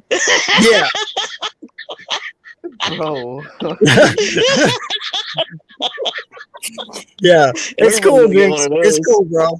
You know, listen, I didn't bring it up because I don't want that shit to get back to your school and you get suspended again. So we'll just leave that one out. Okay. Oh man. He just gave him the flying 5-finger palm slap. Anyway, back to football. So I guess we're all in agreement to J.C. Jackson, and we've already talked about Marcus Williams as well from New Orleans. He's 25, kid's a beast. I'd honestly like to get somebody in the draft instead of picking somebody up. As safety, you mean? Huh? No, a cornerback. Okay. Dude, that's the thing though about corners, and that's what makes it really hard. For once, at least in my opinion, we're finally stacked at the cornerback position. And what I mean stacked is you have a lot of very good potential. Like I said, you have Vincent Jr., Gowan, McPherson. Like, how many years has it been that we've been begging to have corners? Right. And now that we finally have them, we have to see what we have already. But yeah, I don't think we're probably going to hit the corner position, but if you could get a J.C. Jackson, I'm not going to complain. You know what I mean? Like, I won't complain about that, but yeah, we definitely need like the number 2 guy though. You know what I mean? We got to have the guy on the other side of the line. If J.C. Jackson goes to the Eagles, he's the number 1, bro. I'm sorry. We need to get a linebacker in this. J.C. Jackson's a dog. Wait. By the way, who's J-Jaw? Is that the guy that's trash? Yeah, that is AK's favorite player. Who do you think J-Jaw is? Shut the fuck up! Stop telling people that shit. Listen, I hate J-Jaw. Get it right. I hate J-Jaw. Stop putting that in people's fucking heads, man. Stop. I am not a J-Jaw supporter. I never have been, and I never will be. Bro, you want to hold his umbrella for him. That's why Mama had to be out there.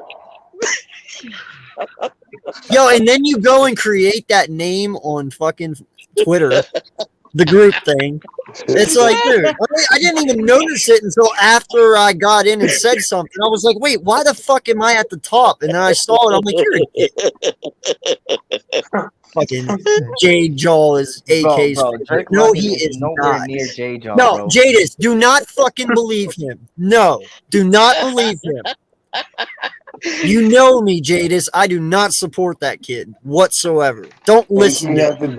Yo, I sent AK to Jersey, man. Yo, what's good, Reek? How you doing, man? Shalom, Eagles Uncensored. Question, is Brian DeBall already giving you nightmares? Nah, not yet.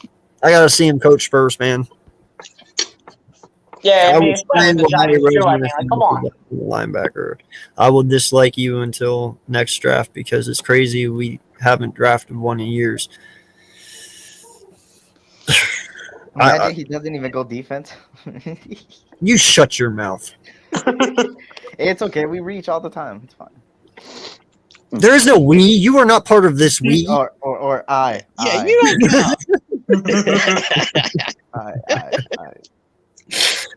All right, so Mike Williams. Now that is a guy I favor a lot. Okay, I would not mind bringing Mike Williams in here. Some people, they have issues with him because of his injuries. I understand that, but I still think Mike Williams would be a dog in this offense. What do you think there, Vic? I'm one of those people who said I don't want Mike Williams here because of his injuries. Because he constantly has them every single year. I don't think that this kid has made it a whole season. He's what, 4 years in? It's he when he's on the field, he shows that he got talent. He stretches the field. He's great. But again, best ability is the availability. He doesn't ever bring that. Yo, Jay Milton, what's going on, my guy? Appreciate you guys. Thank you, everyone, for showing up. We got 12 people in here. Appreciate you guys. Please hit that like. Please hit that subscribe. Turn your notification bell on. And also down in the description, just so everyone knows, I did start a Cash App 2 days ago. If anyone would like to donate to the channel to make the experience a little bit better till I can get monetized here, please go ahead and do so. Any little bit helps. I appreciate it. If not, thank you for the support anyway. I'd rather have Mike Evans than Mike Williams. God, don't get AJ started. Don't. So fuck you, pay me. No, we might as well just take all of Tampa's players and leave AJ in the dust. How about it? So Carlton Davis. Charlton. What the fuck is wrong with my speech today? I can't talk. Carlton Davis, 25 years old from Tampa Bay. Another very good prospect. I don't see how Tampa Bay lets him walk, but if they do, obviously you guys probably want him. I know Slay does, but how do you feel about it, Vic? Yeah, I'm interested. I think he was injured also. I don't think his injury was that serious, but I'm interested in him. Young kid, very talented, but I think Tampa Bay may re-sign him. I think they're going to do what they can to get him back on that squad. But if he's available, yeah, I keep an eye out for him. BLS? Yeah, I definitely agree with Vic. If he's available, I'm taking him all day. But I just have this gut feeling, like Vic said before. I just have this gut feeling that the Tampa Bay Buccaneers, they're going to re-sign Carlton Davis no matter what the cost is. But if he's available, I'm taking him all day, every day. Dude, Karloff, but how do you fucking say it, Slay? You just put a video. George Karlaftis. Karloftis. He's not a bad prospect, man. I would not mind that. Like I said, I would not mind that, but I'm still. There's so many freaking people I'd take, man. But yeah, him. Davis is definitely one of the three, hands down. I like him. That's the kid from Purdue, right? Yes, he is so good. Yeah. Okay, yeah, he is very good. Just watch that guy's film, bro. You're gonna be amazed. Jinx, you gotta stop, bro. You're gonna kill my reputation with that video, dude. Like, stop.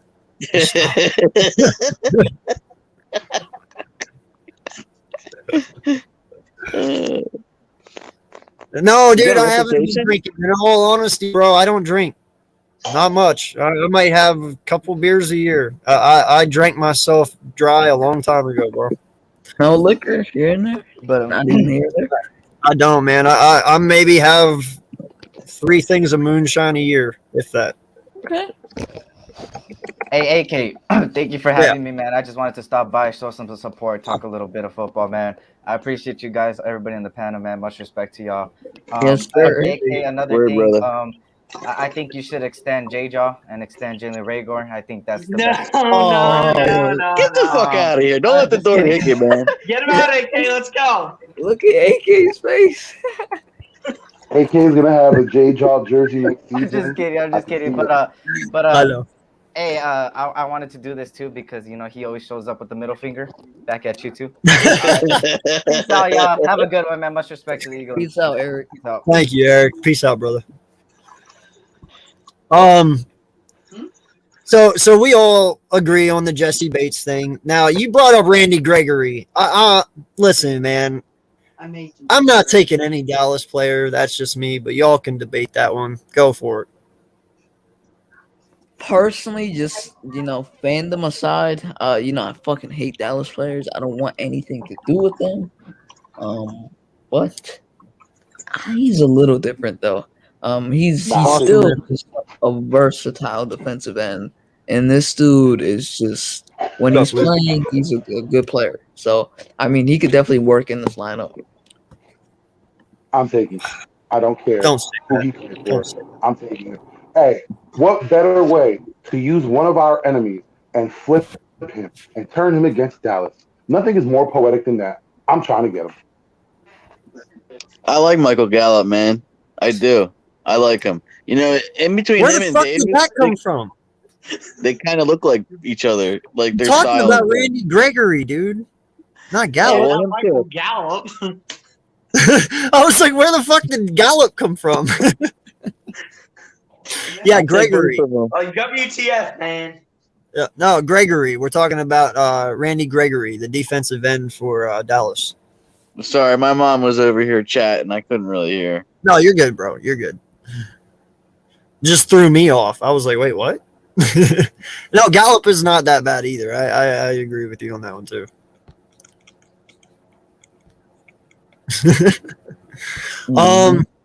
You already know how I stand with Carlton Davis. You don't even gotta say that to me. Yeah, I that's kind of why I skipped you, because we discussed that 2 days ago, I think. Jadeveon Clowney. Fuck. What you guys say about Clowney? Vic? It's hard. Vic wants no parts in Clowney. I think that is one of the biggest busts in history. There was so much hype around this kid coming out of South Carolina. But when he came into the league, he had one decent year, and after that, it's been broken promises. That's it. His best season was when he was next to J.J. Watt. Come on. Yo, we don't want another Derek Barnett. Come on, man. And that is exactly right. And I get what he's saying, because Clowney makes those stupid mistakes. He's always constantly trying to do extra to a quarterback. I want nothing to do with Clowney. If Cleveland wants to re-sign him, by all means, make those moves. You already signed Baker Mayfield, so keep going. How about you, BLSG? Yeah, definitely, man. I would agree with Vic as well. And like Jerry Lee said, we kind of don't need another Derek Barnett, man. But really, at the end of the day, if we could replace Derek Barnett with someone good, that's all I care about right now. Why are you clowning me, fool?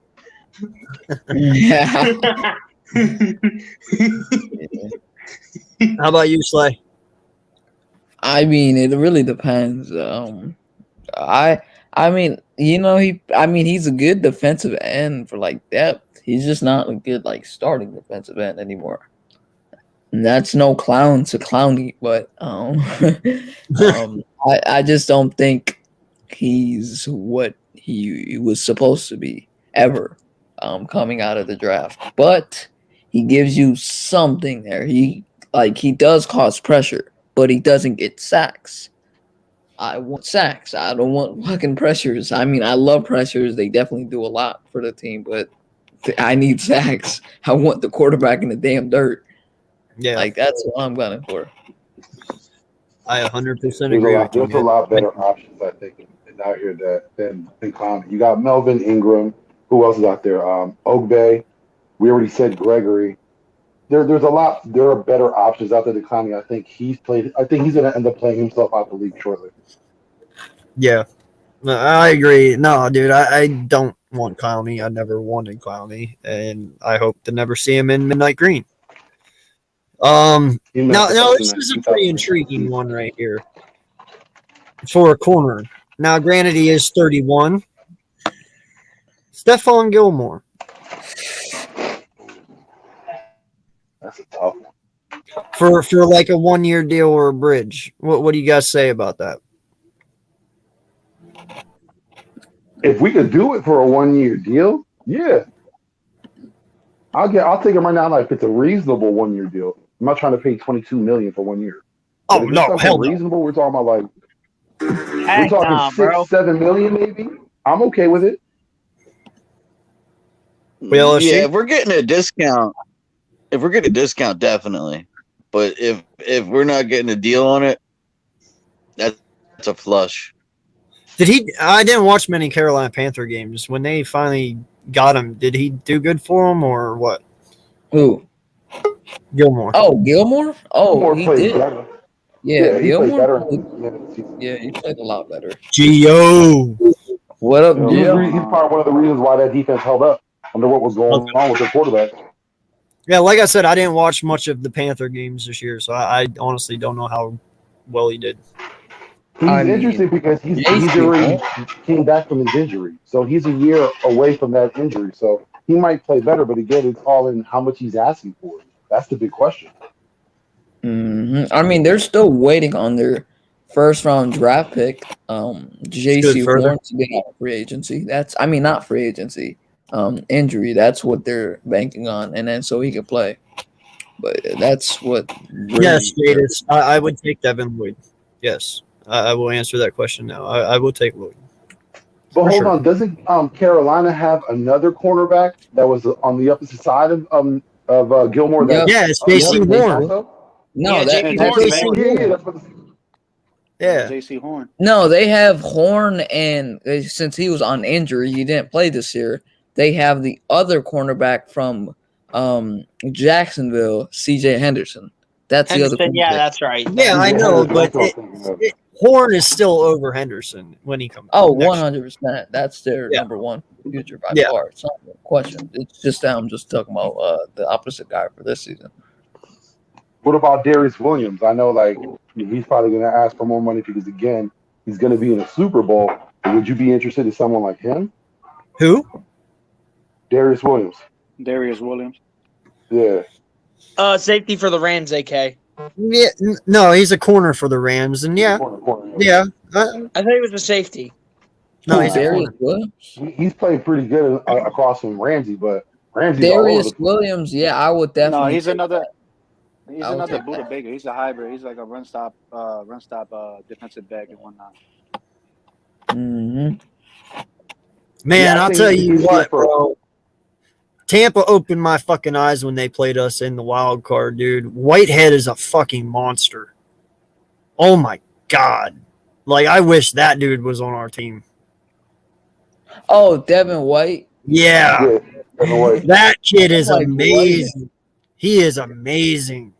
Ridiculously fast also. Yeah. And he's great against them, dude.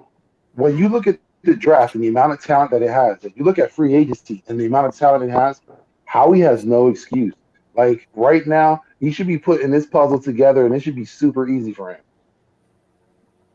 Yeah. Yeah, there's a lot of players, man. There was a lot of players on free agency. When I was covering the first episode back, I literally put a list out, and I was surprised at some of the names that I seen. Stafford said, some of these guys are 28, 29. They can still do it, and they literally had their peak years this year. Yeah. Well, and speaking of 29, and we're going to get right to it. You guys said it earlier. OBJ. The league is different now, though, man. People aren't getting, you know what I mean? People can last longer in the league now. Yeah.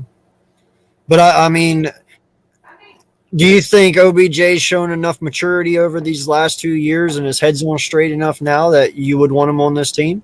He's sticking. I don't think he was the issue. I think he's proven everybody wrong right now who's saying that it was all on him. Right now, listen, it's all Baker. It was all Baker.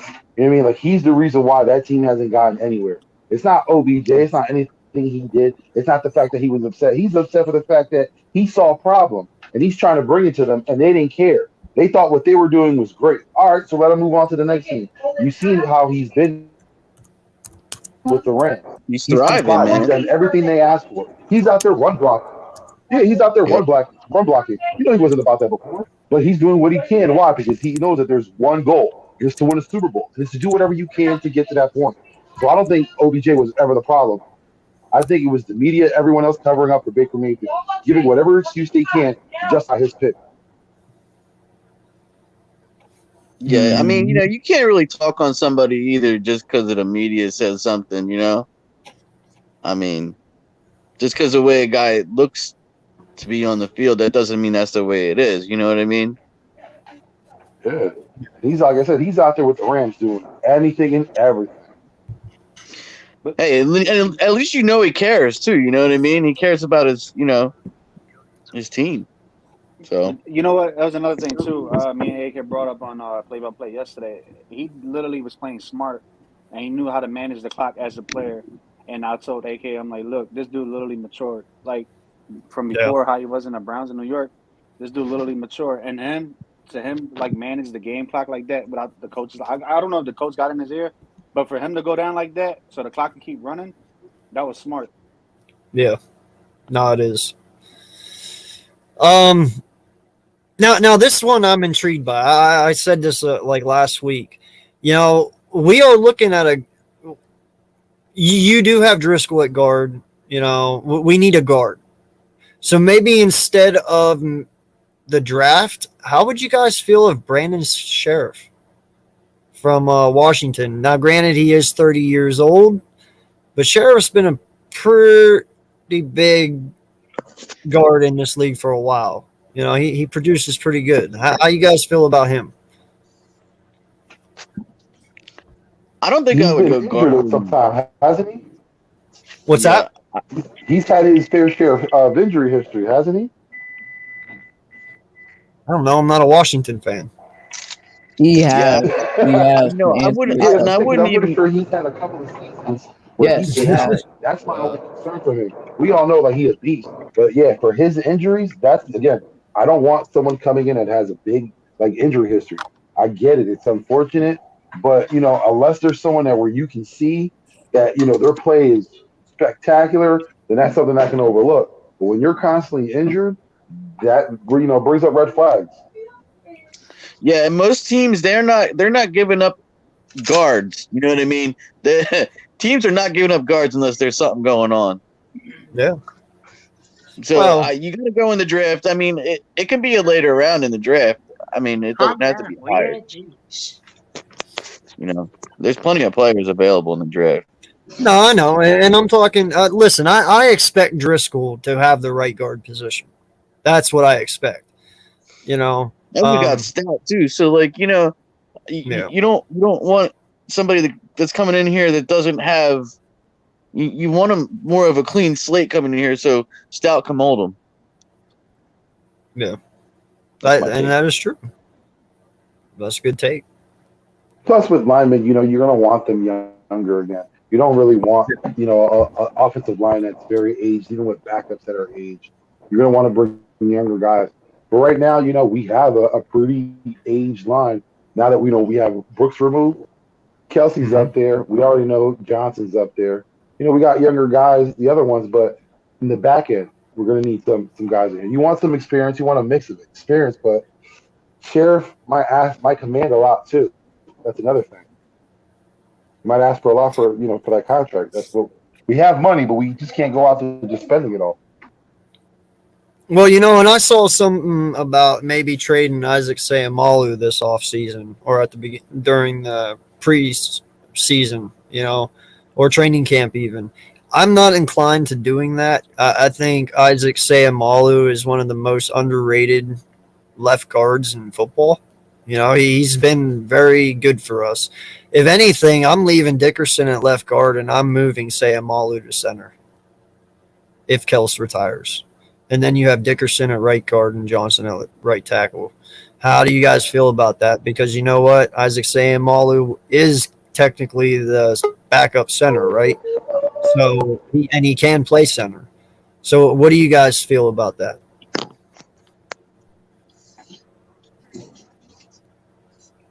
Don't all talk at once for once. I didn't want to go first because you already know I'm on the opposite side of that. I feel that Dickerson should be our center. You know, the intelligence. It's not just the physical power that he has to play guard. Any big guy, you know, who's strong enough, fast enough can be in that guard position. Again, there's a special type of guy that plays center. You know, you got a bright guy playing center. I think Dickerson is that. You know, he can learn a lot from Kelsey if he's here for one more season. If he's not, then look, we've already seen what he got. He's a national championship pedigree.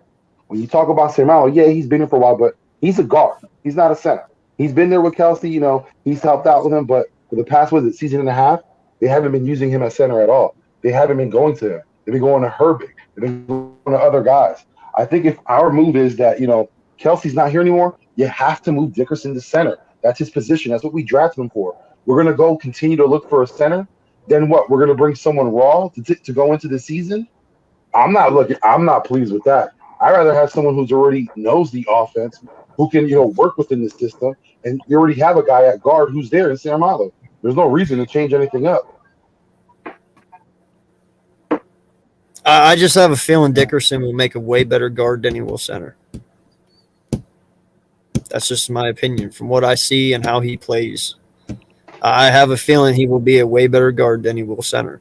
And I get your thing about him not playing, but you have to realize Kels has started how many? 200 and some odd games. He didn't miss straight. And this year when they did need a center for a couple drives, he was injured all season long. You probably would have seen Sayamalu at center if that happened and Dickerson at left guard. But that's what I'm saying, though. Like, I'm not all out on Sayamalu yet. I get you wanting to change him to center, but, dude, Dickerson's a fucking beast at left guard. And I don't know if I'm willing to let that go.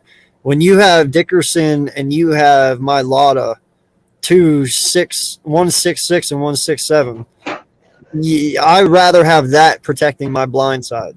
You know what I'm saying?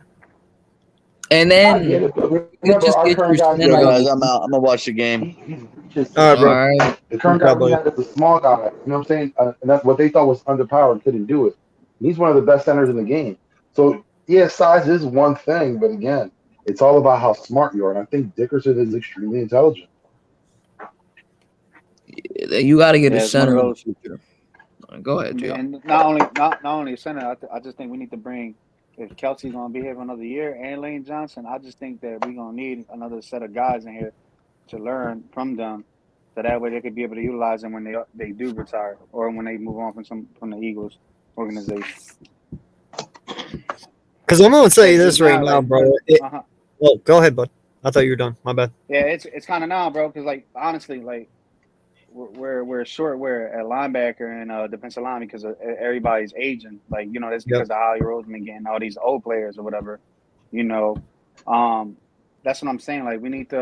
We need to get these players in here to be able to learn from these vets, so they know the system, they know the plays, they know the calls, they know the looks, so that way they can be able to retire freely with peace of mind. Honestly, man.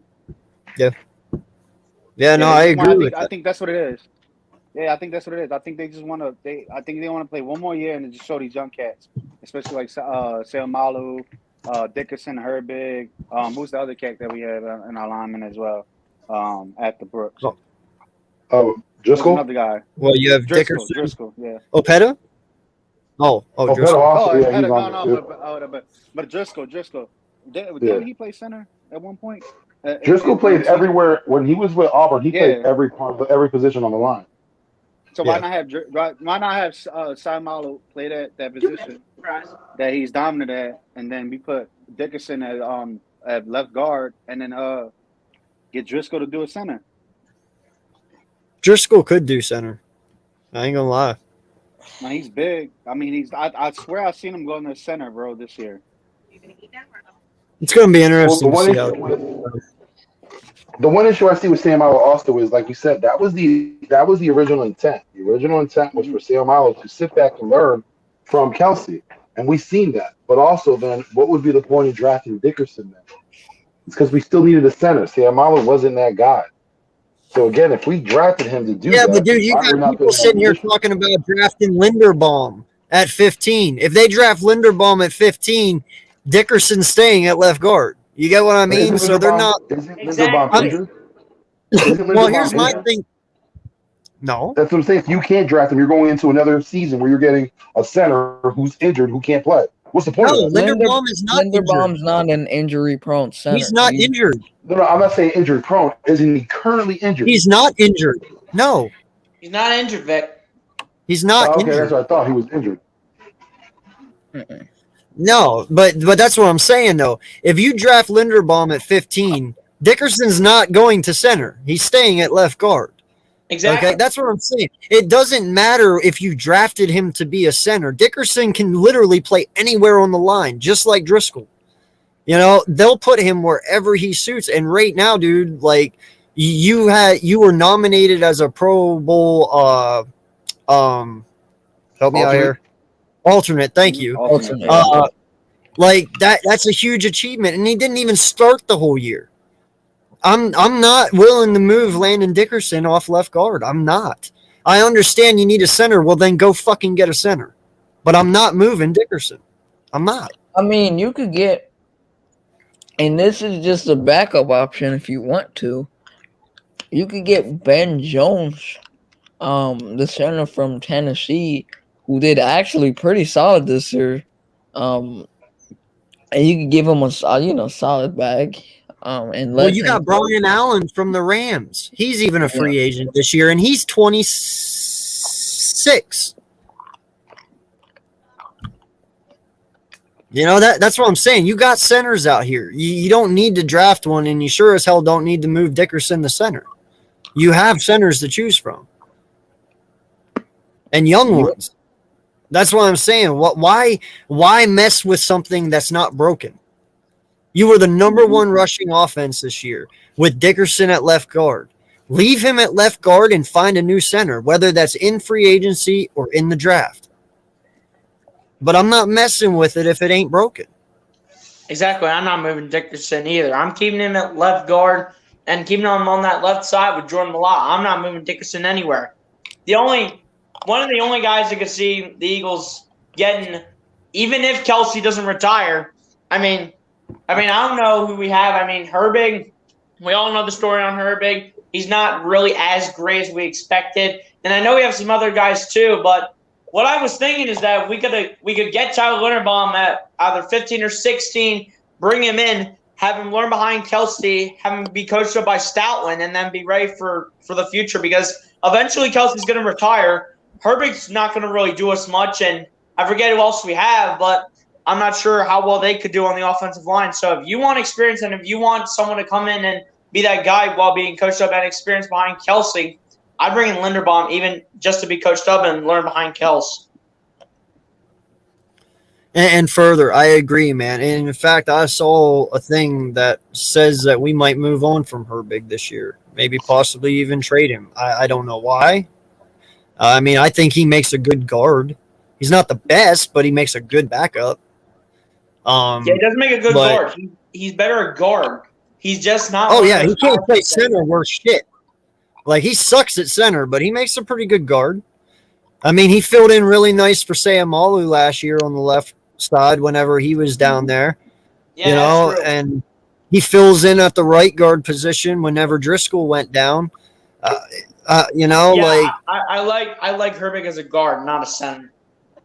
Yeah, so I don't give Herbig about 3 or 4 plays if you're going to start him off at center because he might fumble the first 2. No, I'm never putting Herbig at center again, ever. No. I've seen enough this year. I'm never putting Herbig at center ever. Like, he's not ever I never would hiking either, enough. man. I'm not gonna lie. Like, screw that. I mean, we're done with Herbig at center. Keep him at guard and have him stay at guard. Keep Dickerson at left guard with Jordan Mcleod and find someone who could be center to replace Kelsey in the future. Tyler Linderbaum, is he ready to call out the line assignments in his rookie year? I have no idea, man. That's not even a question. That's literally not even a question. I know he's the best. Isn't he the best center in college? Linderbaum? Yeah, this dude. Yeah, it's really not even close. It's like supposedly is he on one of the Passy brothers level? Is that what we're saying? Linderbaum's at? Is Linderbaum on one of them? I'm gonna be real, Vic. I think he's on the way Quentin Nelson came out of college. This is the same guy we got. I wouldn't say like completely. Say that about Dickerson. We can't say that about everyone. I mean, I would say. Why not? You can have more than one. You can have more than 2 Quentin Nelsons in this league. There is more than 2 Quentin Nelsons in this league. There's only one Quentin Nelson, and he's tearing it up. And neither guys that we comparing them to are playing to their level yet. Every year we always say that he's a Quentin Nelson. They're not though. That's just like the easy comparison. Like I'm I don't not know much talking about Linderbaum. our team, Vic. I'm talking about on I'm other just talking about teams. yeah, that's what Very I'm talking about stout players in general. players. When they come out, that's the first thing they Yeah. mention. Nelson, because he's tough, he's aggressive. I got that. You can just say he's tough and aggressive. But why else is he like Nelson? Well, that's a question for them. They said it. From what I know. Oh yeah, that's what I mean. Then why did everyone keep on saying it? But why else is he like Nelson? What else do you think? Like, what else did he bring? No. It's just his IQ in the game is literally like you could say he's NFL ready, bro. But for him not to call the line for the assignments though. He's his literally quickness, the one that his quickness, his agility, a lot of people say he's undersized. I mean, he's 6'3", 290. I don't think so. I don't think he's undersized. He has great strength just to get off the line and just get that chop block on a lot of these good defensive linemen in his class. And he's just I would say aggressor and a guy that can initiate chop blocks and stuff and just do a lot of crazy stuff on a lot of these good defensive linemen that's coming out of this draft. So Linderbaum, this dude is one of the best offensive linemen in years. I still think he could come in and really do his thing. I mean, he's not really undersized. I mean, he's 5 pounds lighter than Kelsey and 2 inches shorter than him. No, he is basically the same height. He's the same height. That's exactly what I was gonna just say when I came back here. Is I would say Linderbaum's best comparison is Kelsey. Like he could be your next Kels. All right. Imagine if you Mailata did one hell of a job taking over the reins for JP. We all agree to that, right? Yeah, Mailata did one heck of a job. He did one hell of a job filling some big shoes for Jason Peters, and he's done it well, very well. 100%. Linderbaum could be your Jason Kels 2.0. Like he could be your next Jason Kels for the next 16 years. So I'd say his best comp is Kels because they are built the same. They're both 6'3". They're both around 290. You said he's 4 pounds lighter. Yeah, I'll just say he's 6'3", 290. Yeah. He's 6'3". Yeah, so he's pretty much Kels. And that's what I'm saying. I mean, what better comparison to bring in Linderbaum for a guy you're getting that's retiring who is the same person? I won't ever say and I'll just say it's Jason Kelsey. Yeah, you could say Kelsey. I see it more as I think he is more comparable to Travis Frederick. I see it completely like the way these guys both play. You just talk about aggressors and guys that can just finish with great elite grip strength. Tyler Linderbaum and Travis Frederick, the way they play is almost similar. There's just quickness. And, I guess people said Travis Frederick just coming out of college, he was undersized a little bit. So, yeah. Now, I like this question right here from Further. Shout out to you, my guy. One question. Can we get rid of Singleton? Or does he stay at linebacker? Think he's proven his role, but what about Avery, Taylor, Edwards? One, I'm a huge Avery fan. I was down to putting Avery back at linebacker. In fact, he never should have been a defensive end. I don't even know why Schwartz did that. I get why he wanted to, but it never worked out. He should have stayed at linebacker this whole time. Avery. Jannard Avery. Oh, yeah. He should have been yeah. All right. They moved him back to Sam this year. And he forced. I mean, he had his best season with us this year under JG as a Sam linebacker because that's his position. I'm not willing to give up on Avery just yet. I believe Avery's got something, and he's not that old either. But I like him as a depth piece. Taylor, he's yeah. And Edwards. Taylor and Edwards, I like both of them. Taylor's just got to stay healthy for a whole season so I can truly see what the kid's got. And Edwards next year should be Edwards' breakout year. But personally, this is how I want the linebacker trio to look next year. I want TJ Edwards as our middle linebacker, the guy that can just key out most of the plays. And then just look at the depth. I want Taylor is one of our depth pieces. You can put him as your hybrid guy, I guess, because he can play safety and linebacker. You could do a lot with him just based off the speed, the versatility. And then what I would want to happen is we draft Nakobe Dean with that first pick so he can be your outside, like right outside linebacker or left. So he could just get after the quarterback. And then in the second to third round, you either take Christian Harris, the linebacker from Alabama, or you take Damon Clark, the other linebacker, who is also a really good pass coverage linebacker. So either one, Christian Harris or Damon Clark, two good pass coverage linebackers. You have your middle linebacker, your right outside linebacker. You're just basically Roquan Smith type of guy with Nakobe Dean, and then you have your pass coverage linebackers, and then you could just get a really good linebacking core right there.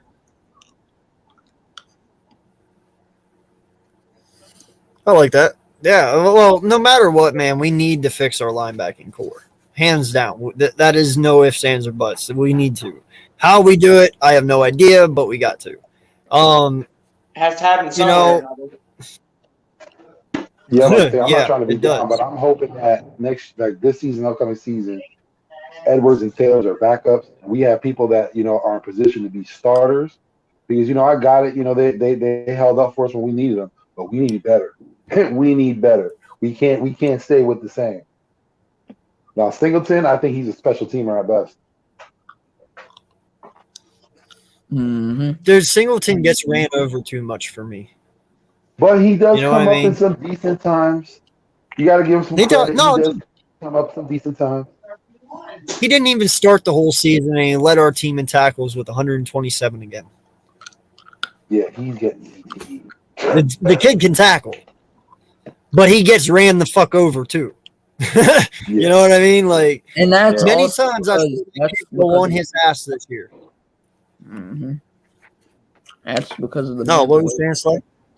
I was just saying that's because of his weight, not the biggest guy. Yeah, you get ran over. No, he isn't. You're playing, but he can hit. Yeah, that's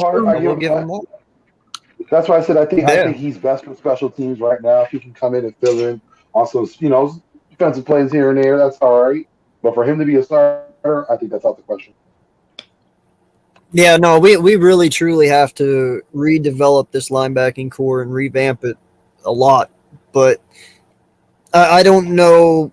I think we're all worried about that, especially in the draft. If Lloyd is sitting there at 15 or 16 and we don't take him, I might get a little pissed. I won't lie. Or if Harris is there, I might get a little pissed. But, we know how he works. So it wouldn't shock me any. Hey, AK. Yes, sir. I just dropped my it was not even too long ago. I dropped my Kyle Hamilton scouting report, right? And then the first thing I see, the first thing I see in the comments, right? Eagles champ, this is his way of thinking. And I hate to spark this up, but he says Jaquan Brisker, the Penn State safety, is better than Kyle Hamilton. I don't understand what this man is taking. Like, what drug? Eagles champ has a way of thinking. What drug is my guy taking? Okay. First off, I'm a huge Penn State fan. Everyone knows that. But hell no. That ain't even no question. I will take Hamilton 10 out of 10 every fucking time. Now, if he's there in like the second, would I take him? If Kine and all them are off the board and we need a safety, yeah, sure. But I'm not taking him over Hamilton. Hell no. But I would have to be on the king of drugs to do something like that. And I don't even think then I would do that. I still know to pick Hamilton. You know what I mean? Like, no. I'd want to take Brister's good. He's no Hamilton. No Hamilton. But he could also be Jordy's very high. smiling in the A lot of background people right now. He's like, "That's right, that's right." I mean, he doesn't even have to say that. That's right. I mean, this No. whole world knows that's right. A lot of people And project he better him to go in the top 10. Some people project him to go past the top 10. So I guess we'll see where Hamilton ends up. Jordan, Listen, if Kyle Hamilton, every time you see Brian Kelly dances with another recruit. listen, bro, I am telling you right now, if Hamilton drops 212, I am making a trade and jumping up to get him.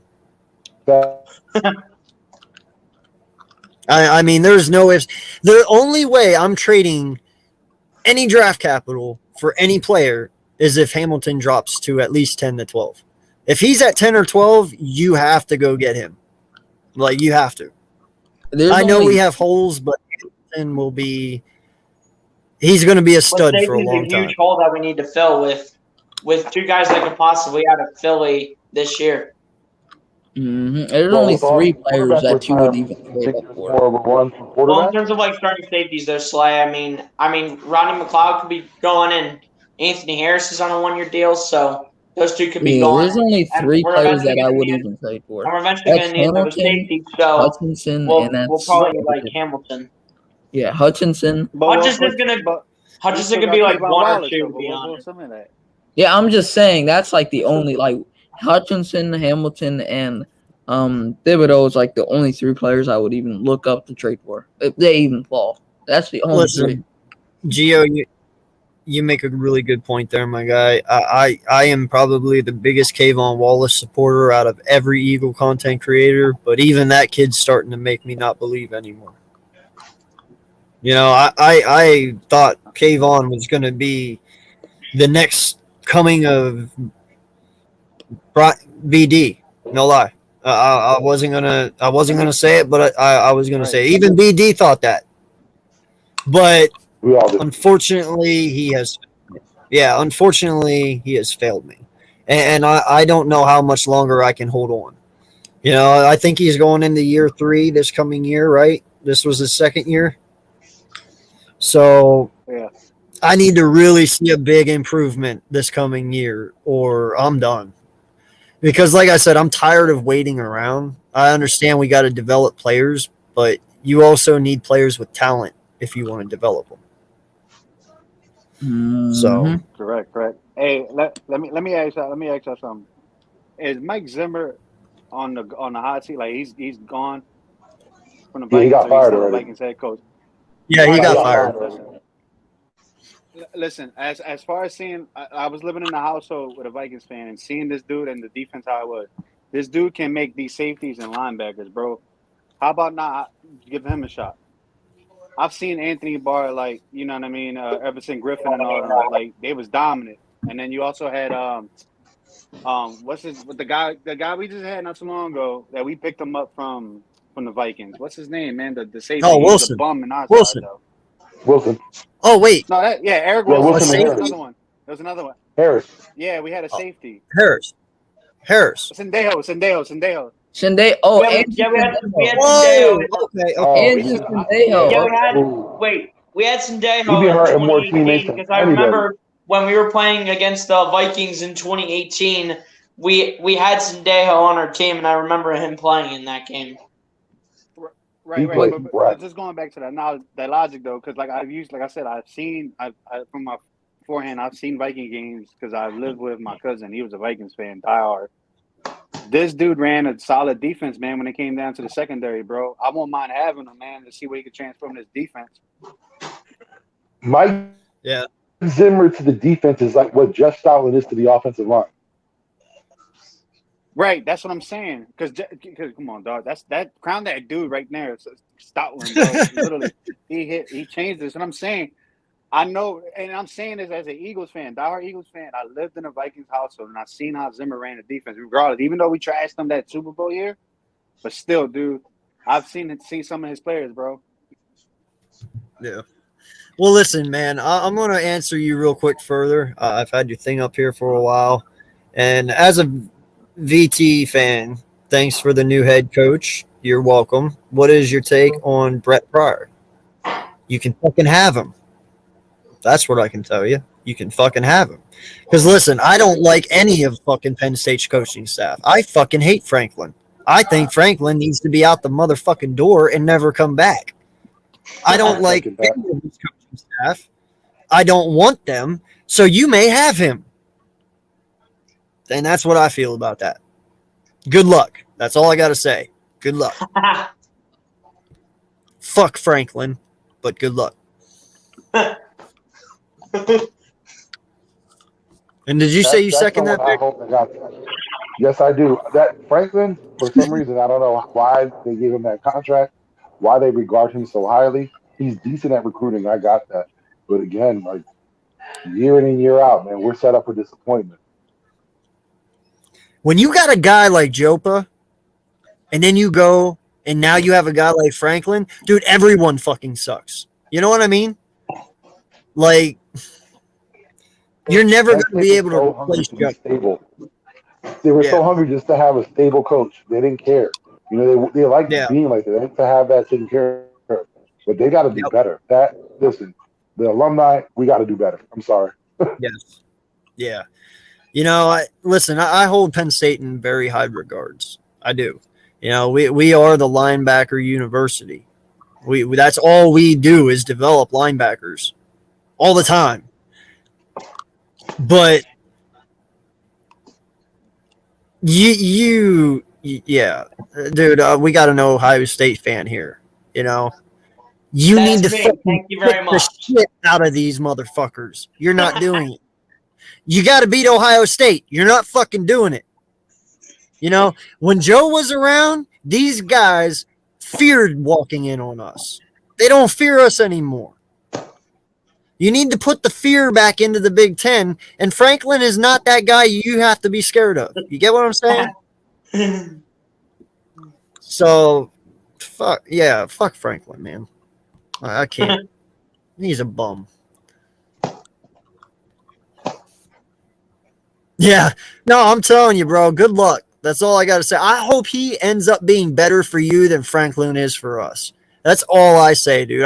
I will never wish any ill upon any football team, but you better hope Brent is better than Franklin. That's all I got to say, because him coming from his tree, I don't think he'll be that much better, but maybe he will be. How do you have a take on Barkley and Miles Sanders? How? How do you mess that up? Right? How do you not have both of them playing ridiculous amount of time? They had one of the Penn State legends, Trace McSorley, at quarterback at the time. No, McSorley was fucking phenomenal for Penn State. I honestly don't know like how he was like a 6th round pick. It's probably because of like his size. Because he didn't win. If he would have won a national title, McSorley would have been fine, but we didn't win. We don't win. When's the last time we've been to a national title? Wait, didn't he win a Big Ten title for you guys in like 2016? Didn't he win a Big Ten title for you guys in 2016? No, I said a national championship. I don't give two shits about the Big Ten title. You know, the last time we can beat Ohio State every year. It don't matter. I'm pretty sure the last time Penn State won a national championship was in 92, if I'm correct, or 94? 94. 94. That's a long fucking time, man. And that's unacceptable. Like, no. You need somebody who can win now, not somebody who's just going to barely get you there. Go ahead, finish, okay. Finish. No, I'm done. That's all I was going to say. And by the way, for all the Michigan fans out there, you only could beat us for like the first time in like I don't even care how many years with Cade McNamara, Aiden Hutchinson, and David Ajabo. 2 of those 3, I believe, are going into this draft. So we have 2 out of those 3 guys to have less worries about. And by the way, Ohio State, we're kicking Michigan's ass next year. Hopefully Mitch is not in here and hearing this, though. Has Jim Harbaugh signed with the Vikings yet? No. No. We're still interviewing. I honestly don't think Jim's going anywhere, but that's just me. To get Jim out of Michigan, bro, you got to slam a blank check down in front of that man and say, fill it in. That's how you get him. In Michigan? How much are they giving him in Michigan? $90 million. How many years, though? What is it, Slay? 10? So that's 10 years. That's $9 million a year.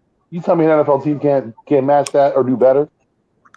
It's not about matching or doing better. He likes where he's at. That's what I'm saying. You're going to have to pay him to get him away. Yeah, but I've always thought he had good season out. Yeah, the Vikings are definitely going to want to pay him though, AK. That's a new fit anyway, and you're getting a new GM. It's not if like he goes, I don't give a fuck. I'm not a Michigan fan. I would care less. I'm just saying that it's going to take a lot to pull him away. Well, I'll tell you exactly what it is real fast, though, because I'll look it up. But hold on. Be glad at least you get to go. VT only been once with Vic and lost to Florida State. Yeah, I know. But see, that's why I don't talk about Penn State anymore, man, because we're irrelevant. Like, the only reason I don't talk is because anyone can throw anything at me at any time. So it's just like I leave that one under the table because I used to hold us at a very high standard, man. But after Sandusky and all that shit that went on, I'm just like, hush, hush. You know what I mean, Vic? But at the same time, you know what I always hated about that time? There were so many fans within, the Big Ten that always talk junk. But then years later, you find out there were issues at Michigan. There was a historical issue at Ohio State. Shame on them for all that trash talk that they had. They were like, there was a big scandal behind everyone's noses back there. And it was for 40-some years. That's insane. It shows that, everyone has to be mindful. Sometimes, if you see something, say something. It doesn't matter how big. At Penn State, when that whistle was blown, it wasn't done right. You saw a coward go to his father before he went to the police. There's a lot of cowards in this world. And they're all over the place, unfortunately. But, there was a lot of disdain put on Penn State when, you look at the landscape. A lot of those colleges should have, those fan bases shouldn't have been saying anything. They should have kept their mouth shut. Because years later, you find out there was a lot of, bad things going on in those schools too.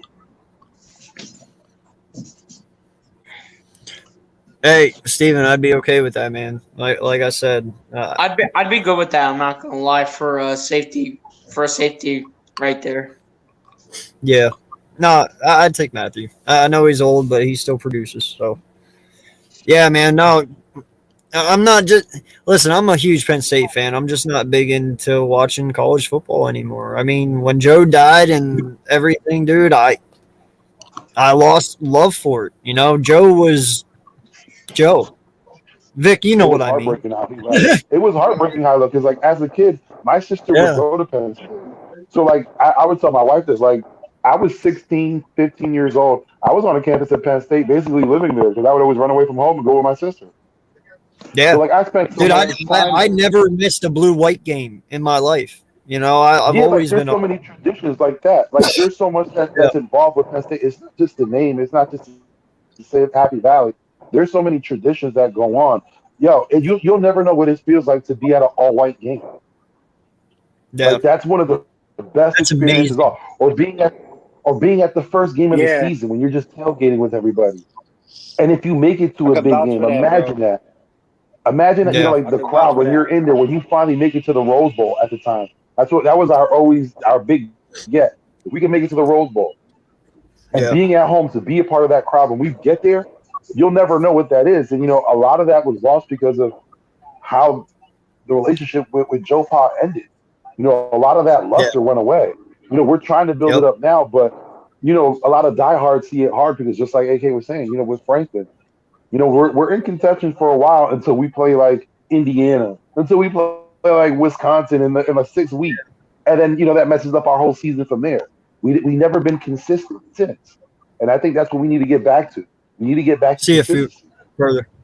Yeah. I agree. And you make a valid point too, Vic. I've never been to a tailgate at Lincoln Financial Field. All right. I haven't. I've never even been to an Eagles game yet. I know, shame on me. Knock knock. But I have been tailgating at many Penn State's. And I'm telling you, bro, you've never tailgated until you go to a Penn State college game. Like, those people are fucking ridiculous, bro. I mean, you got, Gio turned his camera on, shaking his head. He knows what I mean.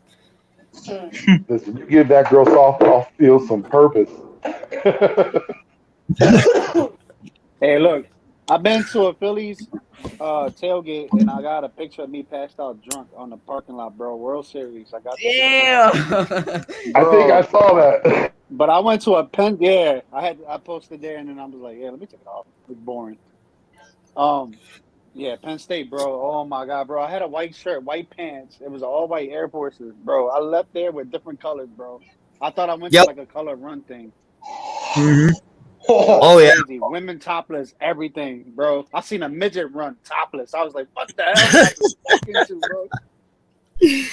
Yo, I'm telling you, those tailgates are phenomenal. And I'm telling you, dude, Wow, like, no lie, these games start on Saturday, right? You have people tailgating Thursday morning. They show up Thursday morning and go all the way till Sunday. Like, that is how long they tailgate at Penn State. It's truly ridiculous, man. I've never seen so many diehard people in my life. Listen, they hate me because I'm from Michigan State, and I went over there to listen to the end of it. I seen a pickup truck, F-150 at the time, back. Nothing but kegs of beers. I thought it was a system. Until I started walking close, I seen kegs of beers with hoses. I was like, oh my God. Oh yeah. Keg stands for days. For days. AK, you gotta go to an Auburn game. This is just an Auburn fan right here. You gotta go to an Auburn game, bro. Why the fuck would I drive to Auburn? I got Penn State an hour away. That stadium, and just when we like go to Alabama games, and when it's Auburn, Alabama, that stadium is roaring. Maybe someday I'll make my way up there, but I'm not really honestly looking forward to any college football at all. I'm just focused on the NFL right now. I will go to an Eagles game before I go to any other college game. That's on my list. But listen, guys, I got to get in here and get my kids to bed and stuff. I plan on doing another stream here a little bit later, so definitely stick around and watch out for it. It'll probably be like at 9 or 10. So we'll get back on and we'll talk some more. But yeah, I appreciate you guys coming on and talking, and everyone in the chat. We still got 5 people in here. I appreciate each and every one of you. We've been up to 15 people at one time. So, you guys have been tremendous in here with all the comments and everything like that. Real quick, shouting out my new logo to my boy down here in the bottom right. My boy Gio, he made this for me. He has one of his own. And I appreciate you for that, man. Thank you so much. But yeah, down at the bottom, there is a link for a Cash App if you guys would like to donate to the channel to try and get some more stuff to, make the experience on here a little bit better. Feel free to. If not, I appreciate the support anyway. But yeah, why don't we go around real quick and just everybody give their shout outs. We'll get out of here. I got to go in and eat, take care of the fam. And then, I'll be back live around 9 or 10. Moochie, what's good, my guy? Appreciate you for stopping through, bro. Thank you so much, man. Yo, and if no one's subbed to Moochie yet, definitely go do so. Great content creator himself. Go ahead, Vic. Shout yourself out, man. You know it is Victory. You see me in the chat. You see me, on the lives with my guys there. Always supporting great Eagles content. If you can't come through to my channel and subscribe, look me up under Victory, and you can find me on Twitter at I am your host, Victory. AK, I appreciate you for having me on, guys. Great conversation as always. Hope that, everyone has a good night. See y'all in a little bit. No doubt, brother. Yes, sir. Hey, Vic, electric, bro. Yeah, man. Appreciate you. No doubt. Go for it, Gio. Yo, I'm tired, bro. Working. You know. No, you could. 0.215. PUBG wore me out too. Yeah, I'm on PUBG now, bro. But listen, y'all can shout me out 0215, 0.215 on Twitter, on YouTube. Y'all can catch me on the circle of guys that I've been surrounded by. Great cast of guys I'm around. Big 3, AK, and BLSG. Big Play Slay and everybody else that was on this channel, man. Appreciate you, dude. Thank you. No doubt. BLSG. Hit it away, yeah, sir. Man, if you don't know where to find me on anywhere, y'all can find me on YouTube, BLSG, search that in the search bar. You can find me there for Eagles and Sixers content. If you're subscribed to me, appreciate you for doing so. And where we're at 271 subscribers right now, 29 away from 300, where I will make the 300 subscriber live stream, and I'll have some of these guys probably calling the show. Maybe we'll do a little Eagles stream, maybe Sixers, whatever, in the middle of it. But yeah, you can find me on BLSG on YouTube, BLSG20 on Twitter. Give your boy a follow over there. I'm going to go watch the Sixers game, finish it up. Hope that the Sixers get this dub. And AK, I appreciate you for having me on. Hopefully I'm on later tonight. And as always, man, fly was flying. Go Birds. Yes, sir. Thank you for coming on, man. Listen, guys, this has been a great stream. We've been live for 3 hours and 47 minutes now. I appreciate you guys coming on. It's truly awesome to talk football with you guys. I am currently at 320 subs, on my way to 400. I want to be there very soon. Definitely want to get to 1,000 subs before football starts this year coming up.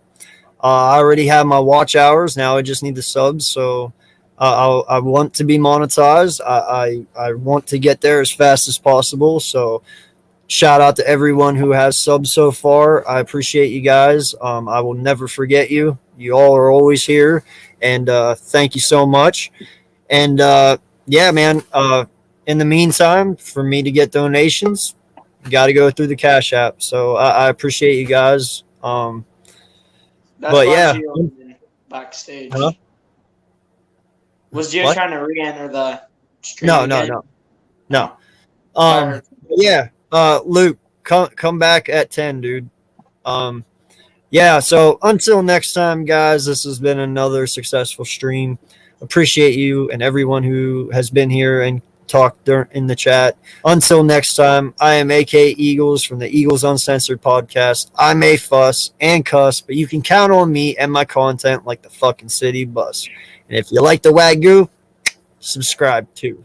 We are on the road to 400. I will see y'all at 10. Peace out. Fly, Eagles, fly. Yes, sir.